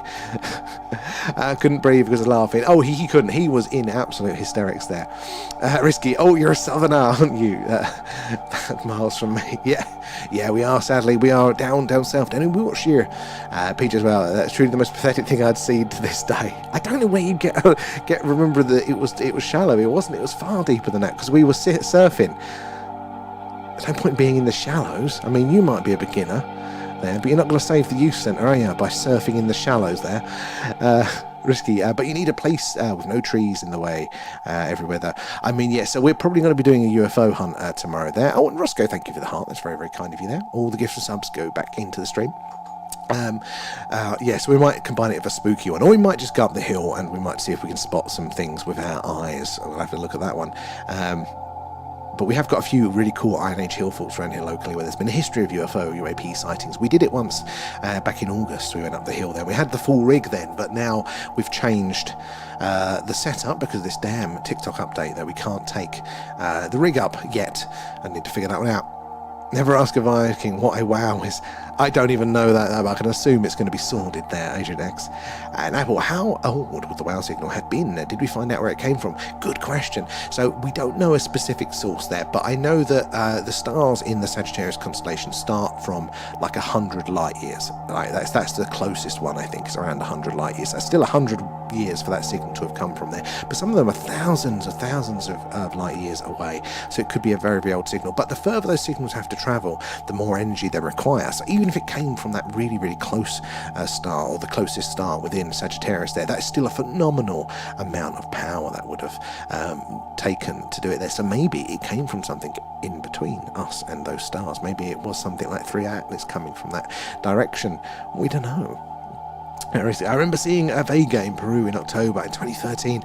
I didn't realise how beautifully bright that star is. Rare to see it that far. Actually, Peru, yeah. That's true, yeah, because it's a Northern Hemisphere one. Didn't even click that. Where are we? There as well. Surfing. Back in my day, I'd probably fall off a board right now. 59 Shades of Surfboards, yeah. BJ, I was stood up looking down at him as he was with it. It's money that how you change this in your head each time you keep adding to it. No, you were just sitting on the surfboard laughing at me at the time. I remember it quite distinctly, like near-death experiences have a habit of imprinting on your mind quite specifically. BJ, you have to reenact it for your viewers. Okay, yeah, that'll be the sub special. We'll make a hilarious version. We'll go down to Cornwall again, and we'll make a version of that. John, is Stonehenge protected by security guards? Yes, yeah, it is. It's got security guards there, but there is a public footpath that runs very, very close by to it, and that's where we was going to be doing our 10,000 subscriber special from that public footpath there. But again, now we have to run these streams through a full-on desktop computer, so we can't really take that on the road, sadly. So we've got to figure that one out as well. Risky, I don't like surfing, it's too cold. The actual time spent surfing isn't worth the paddling. Oh, Risky, I mean, I love surfing. It's so addictive about when you catch that wave. I say I love it. I haven't done this in about, 10, 12 years now. We used to go semi-regularly, but I'm old and fat now. But there's nothing like catching that wave, the energy of that. But you're totally right, it's knackering. And oh my God, I regret my decision as soon as that first toe goes in the water, and then I fully regret that decision when it gets up to a certain level and something gets in the water and you're like, yeah, no.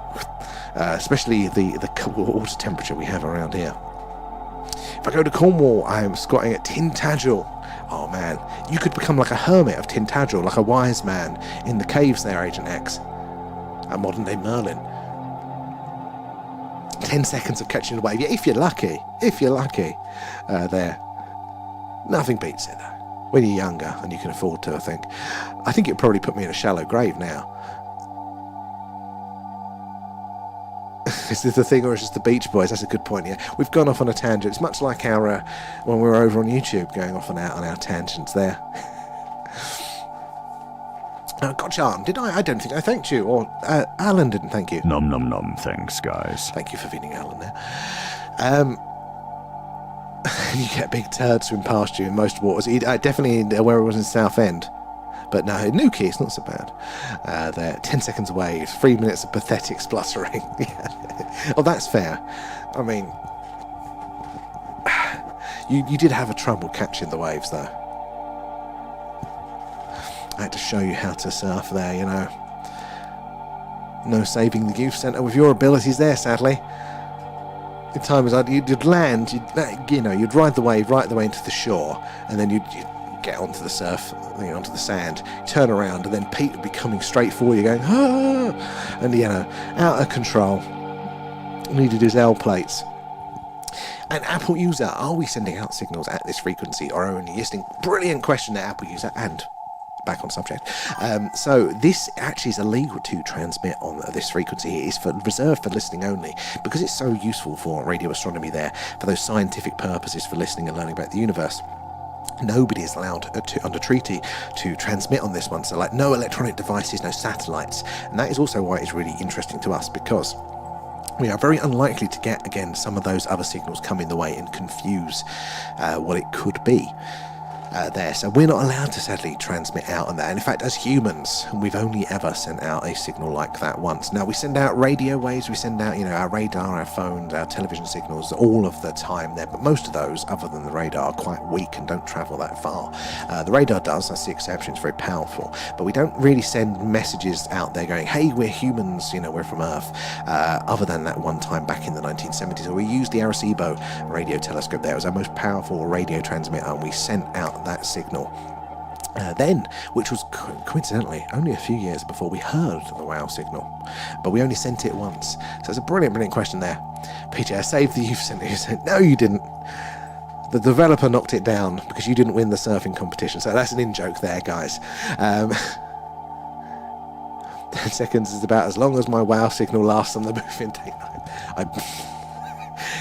Don't feel bad though, Agent X. It comes to us all with our age there.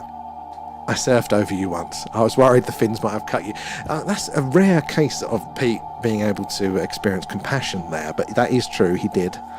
I'm surprised you didn't tell the story about the lost GoPro. There is a GoPro out there somewhere. It's going to be like one of these messages in a bottle that's detected or uncovered hundreds of years' time, and on that GoPro is awesome footage of me tunneling through a surfing wave like that. Not really, but still some awesome surfing shots of me there. But we lost it, and yeah, it'll wash up one day. Future man will uncover it, and they'll go, "Oh, this is what our ancestors were like. They're all these heroic surfer, muscular types there." I'm just wondering if the fins might have got damaged. Yeah, there you go. That's about right. There. You were the death trap surfers. Yeah, it was quite funny. We lost it. Well, yeah, you lost it there. You were meant to be supervising it there. Yeah, no, we're actually up to date across all platforms there. I'm meant to actually be coming off. I've got to get up early tomorrow. I was meant to come off an hour ago, 40 minutes ago. I got distracted. We're laughing about the surfing there. It was a cheap Chinese GoPro on a head strap, and we lost it on the first wave. That is actually factually correct. Yes, we did. It was a cheap Chinese GoPro, and couldn't afford the suction cup attachment for the surfboard. And lo and behold, it wasn't attached tightly enough to my head. So immediately in the water, off, gone. Has anyone broadcast on the frequency illegally to create a fake message? Again, brilliant question there. Not that I know of, really, but to have the power to really get a message out there requires a lot of equipment and a lot of energy to do it. So we were only really able to do it with this radio telescope there, because it had the very rare ability of not just listening, but it was also space radar, so it could send out those high-powered radar beams there to bounce off of objects, come back and tell how far away they are. So I don't really know of anybody that really has the power to do it. I mean, in theory, we could turn a little handheld radio on, or your own ham-operated radio to that frequency to transmit it, but those signals wouldn't go very, very far indeed. But it would be cool to do as a little project there if it wasn't illegal there. That's what you get for buying it. Yeah, a very good pun. Very good pun there. I watched some of the World Surfing Championships in I can't even pronounce that one. In the Pacific. Yeah, so exactly what you're thinking there, that's exactly what it was like when I used to surf. Exactly like that. Pete, on the other hand, not very good. One good thing about being in Antarctica, my hobbit hairy feet don't get frostbite. There we go. Evolutionary adapted for that one there, Agent X there. Evolutionary adaptations.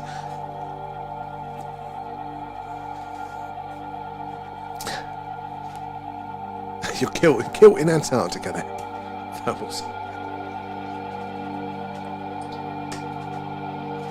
Thermal summit there. Invented many of the popular surfing moves. What's that? The getting off the board and sitting on the beach, having a sulk. The proposal. The French gift. I thought. It's the French gift. And what is the French? Are you going to have to gesture these ones on our stream on Wednesday night, and then everybody's going to have some idea of what you're talking about there. Insane. Well, anyway, I'm going to come off now because I want to see what it was that you were doing earlier, Pete. There. But anyway, guys, you have been watching a slight diverted one, alien radio signal hunt, and we'll be back tomorrow night with either another radio signal hunt. If it's cloudy, if it's not, we'll be doing a skywatch, getting that camera out and seeing all the weird and wonderful things in the night sky. So do make sure you're following us so you get those notifications when we go live there. If you've not already joined our Discord, link in the bio for that. And you can share your personal experiences with the phenomena there. I'll read through our community ones there. And Thursday, we'll be doing our community club, so community film night there, a film club, something like that, Sam. We'll be watching signs together, and we want you all to join us for that one as well. And remember, you can try our Patreon for 1 month for free with a link in our bio there. Check out our deep dives into the phenomena. They're pretty cool. We've got another live one coming up on November the 7th that you can join us for there as well. Let me have a quick look here. Where was we in the chats? Finish up here. I'll go surfing in Cornwall in a kilt if it reaches 100,000. I'll do that too. We'll reenact that scene for everyone. And Apple user, does the Doppler effect change the frequency of very far? It does. Apple, you're spot on with that, and that is one of the ways that we can boost the credibility of any signal we see there. If it shows the sign of Doppler shift there, it can tell us that that signal source is moving away from us, potentially a planet in orbit or moving towards us, orbit around host stars. You're totally right there. The French girl is a two-person surf moon. One lays on the board, the other one draws a squitch. Oh, draws a sketch, you mean? I mean, fair enough there. That's not a very good move, though, is it? Risky, no, don't go yet. Oh, sorry, Risky. I've got an early start. I've got to go an early start there. But it's been so good to see you all again. Check your wow signal still works. You guys have been absolutely awesome. Thank you so much for joining us, keeping us company there. Awesome questions and answers and chatting. Do love you guys there. So good to be back with you all. If you've been liking and sharing, again, a double thanks there. Helping us grow our little community. It's how we meet all of you guys in the first place. We do appreciate you all doing that there. And if you've been gifting, subbing, Patreon, all that sort of stuff, you're helping us improve what we do here. Massive love to you guys for helping us with all that. But again, thank you to our mods as well. Never forget the mods. I think V, Agent X, and is Andrea in tonight? But thank you guys for keeping it all safe and whatnot. You guys are awesome, and I will speak to you all, see you all tomorrow there. So yeah, last chance to give us a follow in case you're not already, but if not, we'll see you later on then. Bye bye.